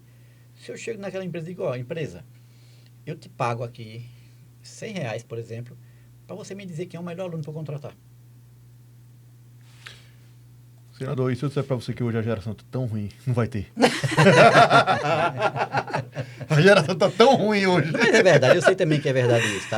Mano, para brincar isso aí com você vai. Assim, isso é Não tão tem. sério, professor, isso é tão sério que essa geração neném, que o senhor falou há pouco tempo atrás, ela vive dos seus pais, dos seus avós, e ela inventa cursos, ela inventa de ficar fazendo cursos, prometendo à família que vai ter um cargo melhor no futuro, e na verdade ela está ali só Tô procrastinando. procrastinando, protelando, recebendo o dinheiro da família para estar ali. Isso são assuntos muito sérios, tá? Eu acho que tudo isso, mais uma vez, está tudo interligado, né? A nossa sociedade precisa cuidar para que o nosso futuro seja garantido. Porque, veja, tudo que vai acontecer no futuro vai ser essas pessoas. Quem vai governar o Brasil? É essa criança hoje de 10 anos, E tá aí. é o de 15, é o de 20. Alguém vai governar nosso país, nosso estado, nosso município, né? Alguém vai ser gestor, alguém vai trabalhar. Ou seja, nós temos que pensar melhor nisso. É complicado. É complicado, muito complicado isso aí. Mudando um pouco agora a pauta. De acordo com a matéria publicada na revista Exame, veiculada em 8 de março de 2025, foi realizado um estudo onde foram analisados dados de mais de 90 mil respondentes em 70 empresas de 17 setores diferentes, durante o período de junho de 2022 a fevereiro de 2025. Um dos dados revela que apenas 35% dos cargos de alta liderança, ou seja, gerência executiva, diretoria, são ocupados por mulheres, enquanto essas mesmas mulheres representam 70% das funções operacionais, como recepção e limpeza. Quais seriam estratégias viáveis para aumentar a representação de mulheres em cargo de liderança, na opinião dos senhores? Olha, vira só, isso aí a gente entra numa política também de equiparação. A gente tem. Aí vamos para aquele machismo que tem intrinsecamente ligado na gente. Acho que daqui a pouco a gente precisa de uma chance da gente discordar um pouco aqui. Mas aí a gente entra. Eu estou agora começando a fazer um artigo falando exatamente sobre isso, a diferença no mercado de trabalho entre mulheres e homens. E citando como exemplo a empresa Natura, que minha esposa também trabalha para a Natura. E é uma empresa essencialmente feminina. Ela é feita exatamente para, entre aspas, digamos assim, segundo minha esposa fala na reunião dela, para o empoderamento feminino. E a maioria dos... Professor, vou brincar aqui. Isso já é uma discriminação, viu? É verdade. E a maioria dos cargos de gerência lá são femininos. Então, é problema de cultura, ó, isso aí. Porque, às vezes, a mulher é muito mais, como é que chama, muito mais competente do que o homem. Eu acho que a mulher, às vezes, só em tratar da gente, já é uma competência muito maior. Fora isso, que ela trabalha 3 expedientes, né? Que ainda vai ter esse problema de sair de trabalhar e chegar em casa. Isso vai ser engraçado esse tema aí. Pode falar Então, sinceramente, eu acho que é amplamente de cultura. Para querer colocar... Vamos pegar um exemplo, hoje o Congresso Nacional da gente. Pouquíssimas são mulheres. E o Congresso de 513 deputados, que é para ser, como é que chama? O representante do Brasil, representante do Brasil, não representa. Hoje, a gente tem 53% da população brasileira é mulher. Hoje, 53%, uma quantidade maior de postos de trabalho são mulheres. Então, mas isso não chega no andar de cima. Exatamente. Então, a gente tem que chegar a uma política, fazer alguma coisa para que haja essa igualdade. Concorda ou não, senador? Em parte. Chegou um momento para a gente discordar de alguma coisa. Pequenas discordâncias. Você veja bem, professor. O senhor começou aí com um exemplo bem interessante e um exemplo de discriminação inversa. Só que completamente legítima. Veja, a Natura produz produtos essencialmente para mulheres. Homens podem usar, eu já usei, tem bons e excelentes produtos. Mas ela é uma empresa voltada para o público feminino. Majoritariamente. Quem vai entender melhor a cabeça feminina? Vai ser uma mulher. Então, você vai colocar um gerente lá e ele vai entender melhor essa cabeça. Como também, talvez, 90% ou 99% das representantes que são usadas, e vamos falar aqui, olha, o risco aí da terceirização, da precarização do trabalho. Isso é precarização ou não? Na minha visão, não é, tá? Você vai ter mulheres vendedoras lá que vão estar lá vendendo produto da Natura no horário que ela pode, da forma que ela pode. Isso ela não é funcionária da Natura. Mas vamos lá. Então, assim, por isso que essa questão de terceirização, de precarização, tem que ser trabalhada de forma mais pragmática, vamos dizer assim. Esse é o primeiro ponto. Segundo ponto, essa questão do machismo ou feminismo, ela fez com que a sociedade começasse a tomar lados sem procurar entender melhor o que cada um quer. Então, é óbvio, por exemplo, eu não posso chegar na empresa, não, um homem é obrigado a ter o mesmo salário, a mesma função do que uma mulher. Mas veja, eu posso ter pessoas que têm um desempenho melhor do que o outro, independente de ser homem ou ser mulher. Lógico. Isso é fato. Outro ponto importante, assim, há trabalhos que eles são, vamos dizer assim, mais pertinentes para um homem, como há trabalhos que são mais pertinentes para a mulher. Quando você chega na função gerencial, você começa a ter um dado complementar que é muito delicado e está no fato também da gente aí ter cuidado para não ter um corte de dizer, fulano falou isso de forma, num contexto que não é adequado. Que é o seguinte, será que essa maioria de funções gerenciais que são ocupadas por homem também não é porque a própria mulher não quer ocupar? Eu vou dar um exemplo. Eu discordo. Não, estou perguntando, sabe, Rochelle, assim, porque, veja, será que parte dela, por quê? Porque a mulher, ela pode querer se dedicar mais ao lar. A função gerencial, ela exige que a mulher esteja mais tempo fora do trabalho. Será que ela quer isso? Eu estou falando de algumas, não estou falando de todas não, tá? Primeiro comecei falando da sensibilidade da mulher e para públicos que são mais para mulheres. Então, o que eu acho que é a essência que a gente tem que pensar? Será que aquela empresa, ela contrata mais mulheres para ser gerentes porque os seus gestores querem contratar mais mulheres ou mais homens? E o caso da Natura, é claro que ele quer contratar mais mulheres, tem uma lógica, tá? O que eu quero dizer é que a gente não tem que se preocupar com isso. Nunca uma legislação vai conseguir dizer, vamos fazer uma prova aqui, e eu vou conseguir dizer que esse homem é melhor do que essa mulher. Não, eu posso pegar uma prova sem ter o nome aqui, de quem é. Mas numa entrevista eu posso escolher mais o homem ou mais a mulher pela entrevista que eu fizer. A essência que eu quero dizer é o seguinte, você não vai nunca conseguir controlar isso. Você nunca vai conseguir dizer, a sua empresa vai ter que ter 50% de homem no cargo gerencial e 50% de mulher. Vamos pegar 3 exemplos aqui, tá? Sem lados ideológicos. O presidente foi eleito prometendo mais espaço para mulheres. Tem mais ministro homem do que mulher. A governadora foi eleita mulher inclusive, prometendo mais isso. Tem mais homens do que mulheres.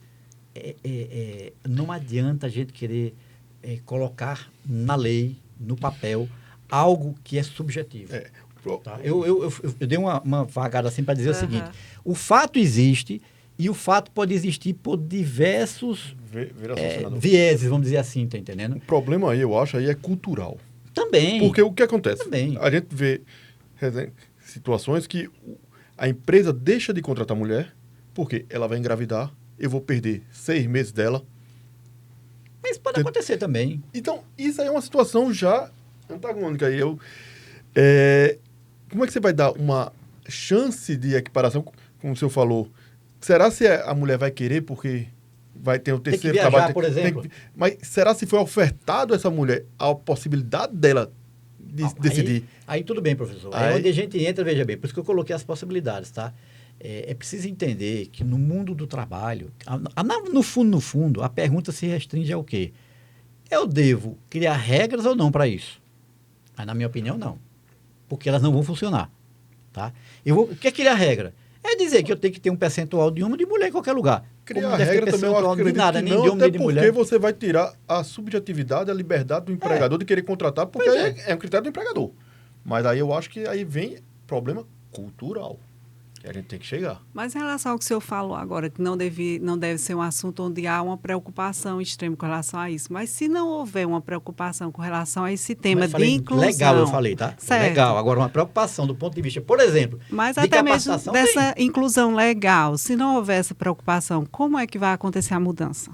Na capacitação, no relacionamento, porque, veja... Mas até para mulheres que elas tenham uma capacitação equivalente à do homem, elas não são preferências na escolha de cargos gerenciais. Veja, de novo, isso é muito subjetivo, tá?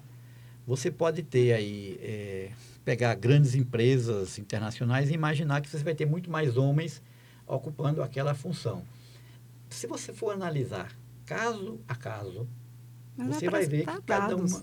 Até eu apresentei agora dados, né? Eu sei, mas veja, é que os dados, eles mostram o fato que está hoje, mas não mostram por que chegou aquilo ali. Tá? Quer dizer, não significa que alguém contratou aquela pessoa para ser gerente porque ele é homem ou porque ele é mulher. Aquilo pode ter uma série de influências que aconteceram. O que é que me interessa? Eu vou conseguir criar uma lei para resolver isso? Não vou conseguir. Tá? Agora, como papel social do governo ou das próprias instituições, eu posso criar estímulos suficientes para que as mulheres participem mais disso. Tá? E vou dar exemplos. O cargo de gerente, por exemplo, veja, eu conheço casos que são reais. Tá? Esses casos que são reais. O papel de gerente vai obrigar que essa pessoa precise viajar mais. A mulher que tem 2, 3 filhos pode não querer isso. Você pode achar que você pode querer ir, mas outra mulher pode ter o direito de achar que não quer. Ela prefere ficar num cargo aqui de supervisão, que ela não tenha que se deslocar, deixar sua família. Concordo, mas que seja uma escolha da mulher. Mas não é o que a gente vê na prática. Às vezes tem que também ter o auxílio do governo nisso aí. Porque é o seguinte, vamos pegar o PCD também. Existe uma norma que a empresa, a partir de tantos funcionários, tem que ter tanto percentual de PCD. E fora isso também tem os incentivos que o governo dá às empresas. Então, é uma forma também de tentar colocar aquele cidadão que tem alguma deficiência no mercado de trabalho. As mulheres também, eu acho que precisam ter algum ajuste do governo. Eu vou fazer uma pergunta para agradar a Rochelle aqui. Não. No colégio, quem teria as melhores notas? As mulheres. Então, só mostra que elas são mais capacitadas. Tem uma capacitação bem adequada para exercer cargos altos. Mas aí, cargos de gestão. Tudo bem, eu acho que tem que ter, mas aí tem que ter a liberdade do empregador.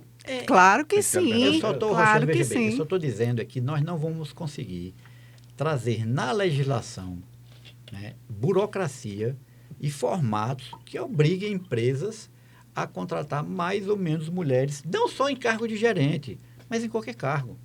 Tá?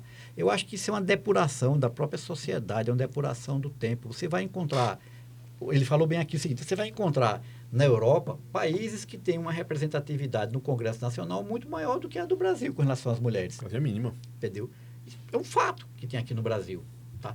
Agora vamos perguntar, veja o que eu acho um erro, inclusive, tá? Veja, Veja que problema sério nós temos no Brasil, que tem um pouco a ver com isso aí. Quando você quer, através de lei, resolver problemas que são culturais, que são históricos, que têm outras consequências. Foi colocado na legislação que 30% dos candidatos a cargos proporcionais do país tem que ser mulher. Olha, isso é o maior problema. Muito grande. Olha, isso é o maior problema que foi criado para as próprias mulheres em nosso país. Sabe por quê? Porque aí você diz o seguinte, olha, mas se eu não tenho uma quantidade de mulher que quer ser candidata? Por motivos dela. Porque, veja, a lei diz que 30% tem que ser mulher. Por que não tem? Aí os partidos saem procurando mulheres para serem candidatas. Até laranja. Até não, a maior parte laranja. Aí o partido vai dizer, mas seja candidato aqui para ser 10, 15, você só não pode ter um voto ou dois, que vai sair de você tem que simplesmente ter 10, 15 votos. Tá? Aí a própria legislação obriga a ter dinheiro para gastar com essas mulheres. O que é que fazem? O cara manda fazer um material em nome da mulher e quem faz é o homem. Não adianta. Nós temos que fazer com que a sociedade evolua dentro da sua melhoria, da sua cultura, da sua evolução de pessoa a pessoa. Rochelle, veja, eu não estou defendendo que haja mais isso nem menos isso para a mulher. Eu estou defendendo apenas que a regra não vai resolver o problema. Qual é a regra que você pode colocar? Isso é completamente diferente de que não deve haver apoio público para você melhorar as oportunidades para mulheres. Isso é outra coisa. Agora, criar regras, imposições, para que mulheres possam ter mais isso ou mais aquilo, não vai funcionar. Vou reiterar esse problema que criou-se no Brasil com isso. Pode pegar candidaturas de deputado federal, estadual, vereador. Até aqui, a Câmara Municipal da gente é um exemplo. É um exemplo. Só tem uma. Só tem uma mulher. Entendeu? Mas a lei obriga a ter 30% dos candidatos mulheres. Por que não acontece? Qual a opinião do senhor? Por que não acontece? Veja, é pela própria disposição das mulheres de participarem. Não é obrigado ela ser candidata ou não ser candidata. Por que fulano não é candidato? Porque não quer. Porque não quer, quer dizer... outra coisa, veja. Eu discordo um pouco. Às vezes até porque a mulher também não tem essa opção. Não tem o direito. Concordo. Eu acho que talvez não é dada a ela a oportunidade de eu concorrer. Hoje a gente vê no Congresso que são pouquíssimas mulheres que têm efetividade no mandato. Então, como é que elas conseguiram? Para a mulher entrar na política é meio complicado. Eu acho que não é dado a oportunidade para ela. Mas a oportunidade não vai ser ali. O que eu quero dizer é isso. Você vai estimular a sociedade a valorizar a mulher. É diferente de você criar leis. Esse é o grande tema, sabe, Rogério? Criar leis. Quer dizer, você não está dizendo agora que 30% dos candidatos tem que ser mulher? Agora, vamos lá, absurdo. Não. Agora, 30% tem que ser eleito mulher. Aí você começa a colocar gente que não presta lá dentro. Porque você está criando cotas que vai entrar gente ali que não vai funcionar. Eu acho que tem que ter um apoio melhor, uma cultura melhor, uma educação melhor, volta tudo para a base da educação, que todos têm a mesma oportunidade, homem e mulher. Vou dar um exemplo para você aqui. Eu acho que muitas mulheres não queriam ser vereadoras em Caruaru para fazer o que grande parte dos vereadores fazem aqui, que é viver de rua em rua, de bairro em bairro, andando e tal. É opção. Eu não estou dizendo que não tem quem não queira. É diferente. Porque eu conheço várias que querem. Mas por que ela não chegou? Você acha que foi por quê? Porque não conseguiu fazer o que aqueles outros fizeram. Não é só a questão financeira, não. Porque tem tanta gente que chegou lá sem estrutura financeira. Tá? E outras que chegaram, se você pegar o histórico de reeleição de mulheres vereadoras... É interessante isso. É muito pequeno. Pega o histórico de reeleição. Hoje eu acho que na Câmara só teve uma que foi reeleita. Não tem. De 4, 5 da legislatura passada, só 50% ou mais, 51% dos eleitores são mulheres. Aí o que a gente tem que... Vou soltar uma brincadeira aqui. Se existe 51% dos eleitores mulheres, a culpa é dos homens delas não serem eleitas? A falta de oportunidade pode ocasionar. Mas dos homens? Da sociedade em geral? Sim, mas a sociedade é metade homem, metade mulher. Entendeu, Rachel? O que eu acho é o seguinte só. Todo o nosso cerne do nosso debate aqui, ele não está na questão cultural, ele está na questão legal. O que é que deve estar na lei ou o que é que as instituições devem fazer para que a nossa sociedade melhore, tá? Então, o que eu estou querendo dizer é isso. Não estou aqui defendendo homem nem mulher. Certo. Absolutamente. Até brinquei com você que as mulheres... eu estudei na minha faculdade, as notas melhores eram das mulheres. Entendeu? No você meu foi. Colégio, A laureada era mulher. É mulher, tá entendendo? A minha esposa estudou aqui, ela foi das melhores alunas lá, era mulher. As 3 melhores alunas da sala eram mulheres. Então, nós temos que entender isso. Só não podemos imaginar que isso é fruto de algo tão determinado por alguém, ou menos ainda, que nós vamos conseguir resolver isso via uma canetada. Aí não vai. Não vamos conseguir nunca, tá entendendo? E o que os senhores acham que seriam as principais causas do salário desigual entre homens e mulheres? É complicado aí. Eu acho que tem um fator cultural muito forte, tá? Eu acho. De valorizar. Aí, veja, são fatos. Um fator cultural de valorizar mais o homem, tá? Eu acho que existe isso, tá? É fato.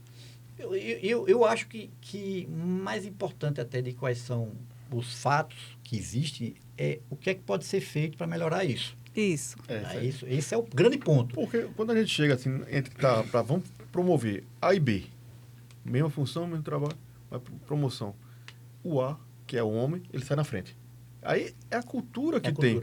Porque é o seguinte, aí, não sei, talvez o seu como um empresário pode ter, o empregador ele vai pensar, ela tem filho, vai precisar se ausentar, vai precisar levar menino para o médico, menino para a escola, vai engravidar, vai ter isso, vai ter... E o homem não. Isso já é uma discriminação cultural. É uma discriminação cultural, enorme. É exatamente isso. O problema é sempre esse, é prejudicial. Cultura. Por isso que tem a diferença entre vamos promover A e B, vou promover o A por causa disso. Porque eu sei que essa aqui, o homem, se o menino estiver doente, quem vai levar? Queira ou não queira, o menino da escola é a mulher. A situação, eu acho muito isso aí. São fatos, sabe, Rochelle? Quer dizer, e aqui, veja, de novo, isso não é julgamento. Claro, a gente são fatos, tá? O fato é, como você disse, eu vou ter uma pessoa que vai precisar viajar, vai não sei o quê, vai se dispor mais do que a mulher, entendeu? E aí, assim, não adianta a gente querer. Agora, o que é que nós podemos pensar? O que é que eu posso estimular para que a mulher seja melhor remunerada? Tá, aí, o que é que eu posso fazer para que exista mais inclusão da mulher em determinadas áreas? Uma oportunidade iguais de avanço entre homens e mulheres, o que deveria ser implementado. Veja bem, de novo, o que é que eu posso estimular? A grande diferença de discordância que existe para mim aqui é o seguinte, é aquilo que eu posso estimular ou aquilo que eu tenho que ser obrigado a fazer. Aí é diferente, como eu falei agora há pouco aqui. Grande problema do nosso país é colocar que 30% das candidatas tem que ser mulher. Gera um problema.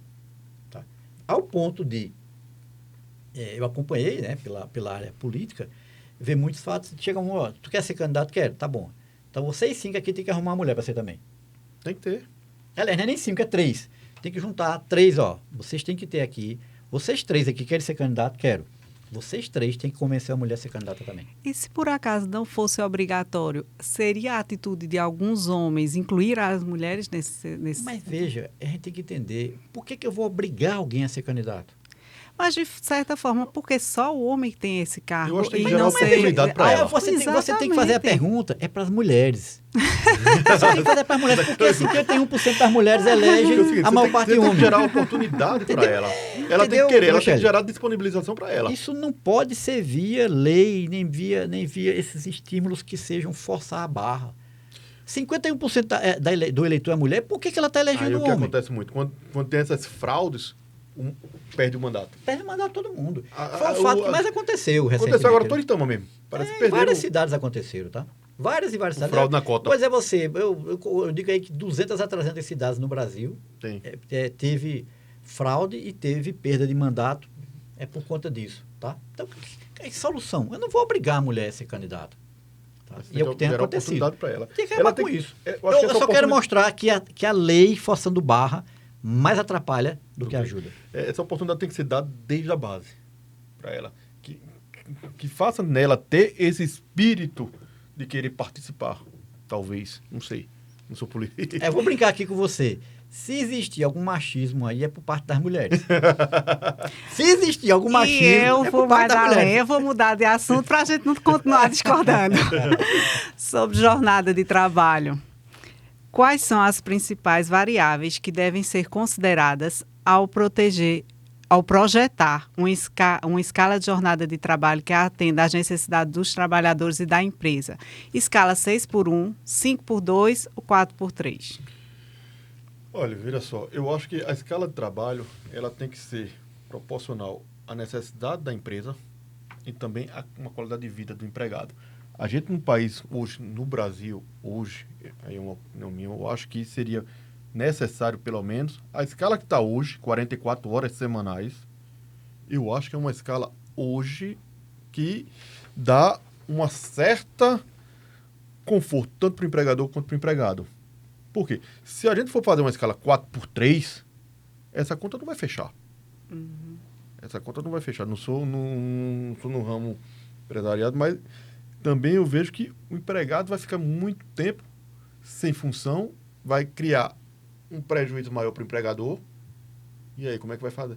Eu acho que a escala hoje de 44 horas semanais é uma escala que adequa à necessidade básica de ambos os lados. A gente tem que ver, não pode impor a uma situação, porque tudo vai depender da necessidade da empresa. O que a empresa faz, o que a empresa deixa de fazer, para que ela vai estipular sua carga horária.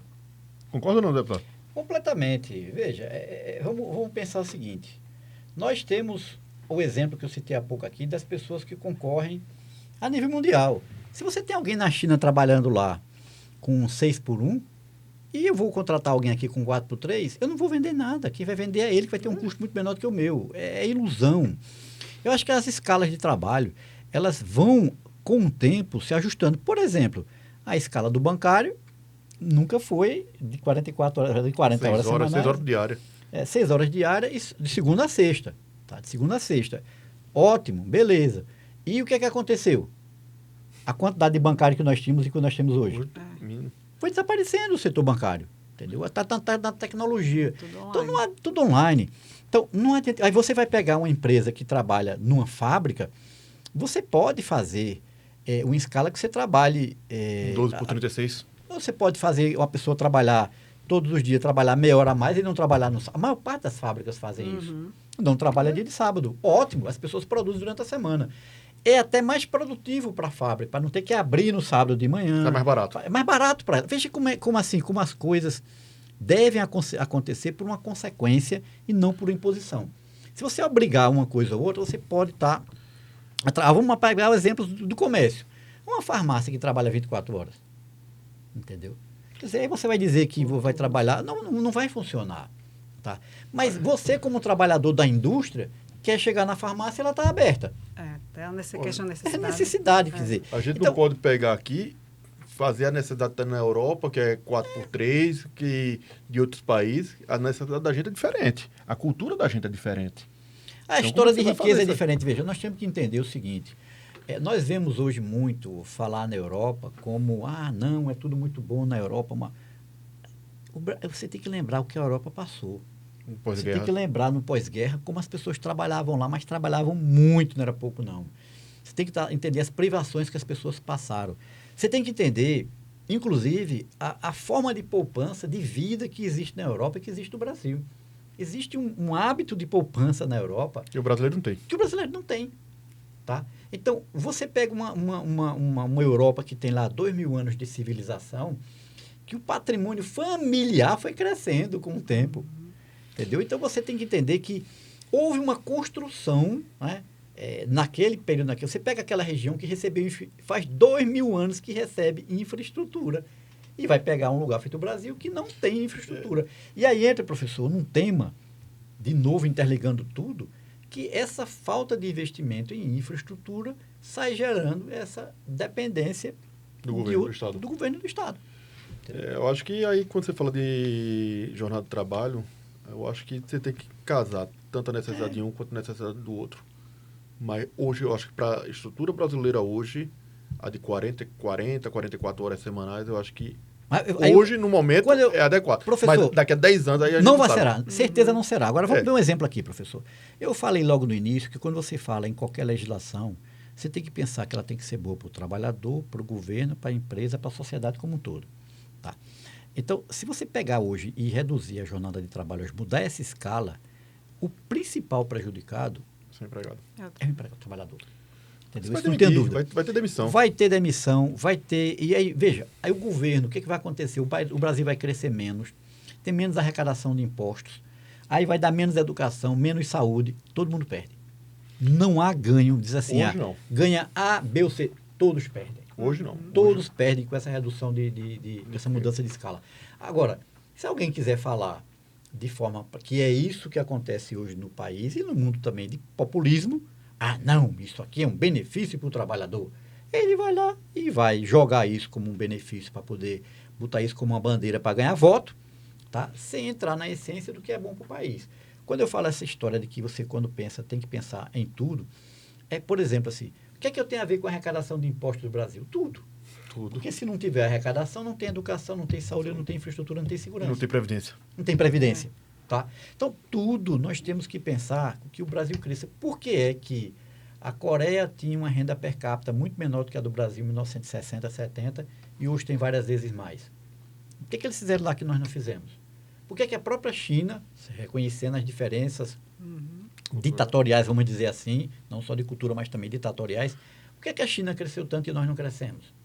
Tá? Porque nós ficamos brigando com muitas coisas, pensando em algo de curto prazo e pensando pouco no curto prazo. Falar hoje em escala de trabalho é falar no curto prazo. Não é falar no longo prazo, tá entendendo? Nós temos que pensar em longo prazo. A curto prazo, eu acho que não é viável, mas daqui a 10 anos, aí a gente senta aqui de novo e conversa, né? Mas vocês acreditam como que empresas e entidades de classe patronal e de empregados podem viabilizar uma escala de jornada de trabalho que, de fato, assegura o bem-estar dos empregados sem causar esse tipo de demissões com o fim da escala 6 Mas não, veja, não é tão simples. Vamos pensar aqui o seguinte. Você tem uma empresa, para não usar ramo meu, vamos usar uma empresa de farmácia. Aí você, a empresa diz assim, olha... Vamos falar da confecção, que é a minha. Vamos dizer o seguinte, confecção que é a dele aqui. Aí você diz assim, olha, eu produzo aqui confecção, mas meu funcionário não vai trabalhar mais 44 horas semanais, vai trabalhar 40. Meu produto vai ficar mais caro. Eu não vou vender, eu vou quebrar. É ilusão. Porque, veja, eu vou fazer, meu vizinho não vai fazer. Conta, né? Não existe almoço grátis. É como, por exemplo, veja, e a confecção tem a ver, mais ainda, com a China. Eu vou criar isso. Eu concorrente chinês. Eu concorrente chinês. Veja, não é o tema aqui, mas termina sendo porque aqui é trabalho. O maior risco para a economia da região agreste de Pernambuco chama-se China. Vou repetir isso. O maior risco. Aí você diz assim, para o pessoal da confecção, não só. Veja, ele fala aqui em confecções. As nossas lojas de supermercado, elas vendem bem porque o povo está ganhando bem na confecção. Não só quem produz tem a empresa, mas quem trabalha. Se essa pessoa não tiver trabalho lá, ela não vai comprar na minha loja. Então, a economia da região tem que girar. O setor de confecções, eu não tenho o número exato, mas, se você tem ideia, ele arrecada mais hoje para o Estado cerca de 30 vezes do que arrecadava há 20 anos atrás. 30 vezes. Porque hoje em dia as confecções estão se legalizando. Antigamente não eram legalizadas. Então, veja, para o Estado, para a estrutura, para todas as empresas, é fundamental que esse setor sobreviva. Vai e muda essa escala, você está antecipando a morte dele. Vai. É complicado. Porque às vezes parece uma coisa muito simples. Então, de novo, tudo é interligado. É muito bonito chegar a dizer assim, vamos reduzir a jornada. É benéfico para o trabalhador? Não. Porque se eu reduzir jornada, eu reduzo produção. Reduz empresa. Reduz emprego. E vou reduzir emprego. E alguém vai ter que pagar a conta. Vai pagar a né? conta. Ou, nesse momento, a jornada de trabalho, na minha visão, é 44 horas. Não tem outra. Para você querer salvar emprego, qual é a prioridade do direito do trabalho? Resguardar o emprego. Se a gente fazer alguma coisa, vai ferir a essência dele. A gente tem que trabalhar para o trabalhador ganhar mais. O que faz ele ganhar mais é produtividade.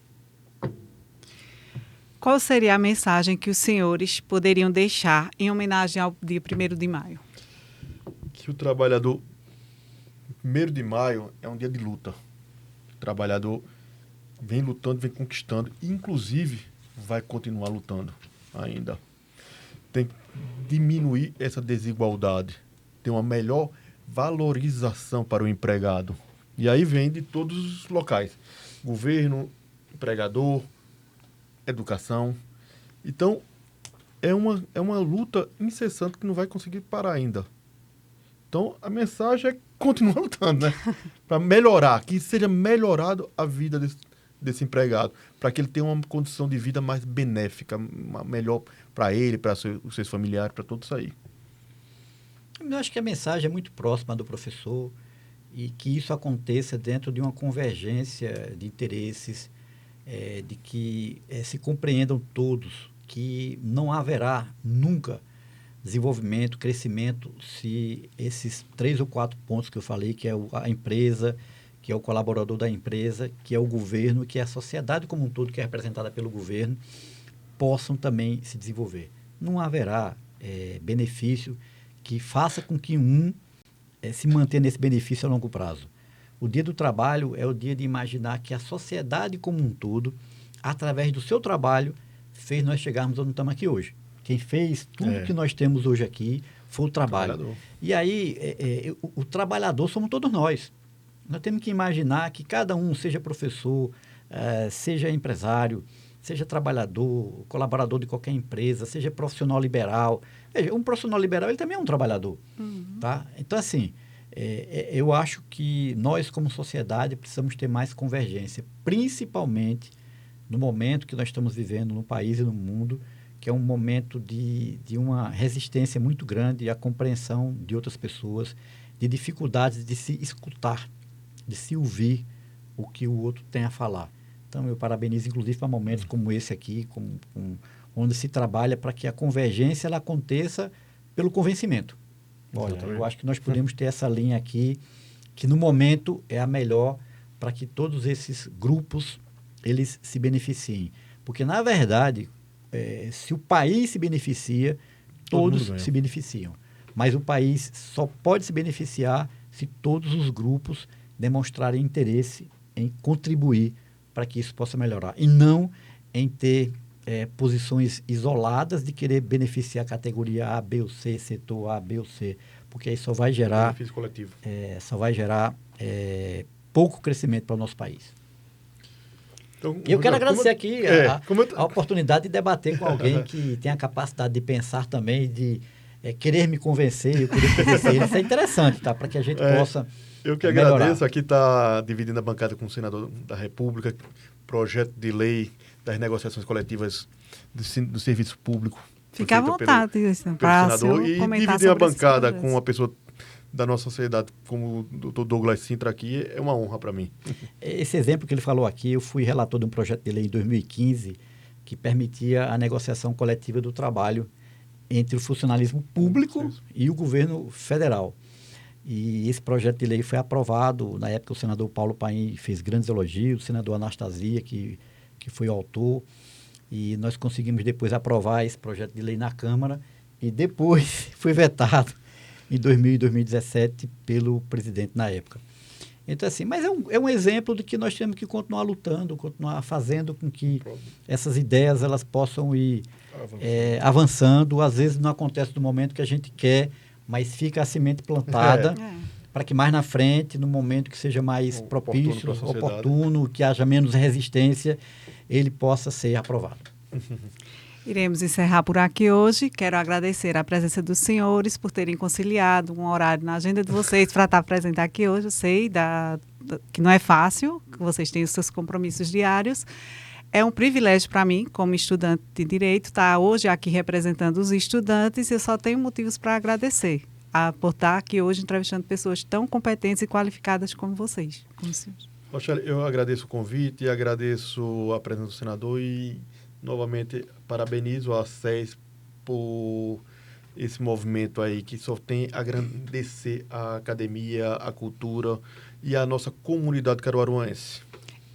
Eu agradeço também e quero dizer que já tive a oportunidade, enquanto senador, de receber um grupo de estudantes da ACES lá em Brasília e conheço a história da ACES e até digo um pouco da ACES, o que eu disse sobre empresas com relação às pessoas. Essa eu posso chamar de mega estrutura que nós temos aqui na ACES, ela é muito importante, mas o que faz a ACES ser o que ela é são as pessoas, o seu quadro, né, e que faz realmente essa instituição ser reconhecida em todo o nosso país. Parabéns. Também fica meus agradecimentos à instituição ACES por todo o apoio. Também quero agradecer a Rafael Torres, que é responsável aqui por manter esse estudo em funcionamento. Pela qualidade muito técnica. Obrigada. Exatamente. Muito obrigada. Grande abraço.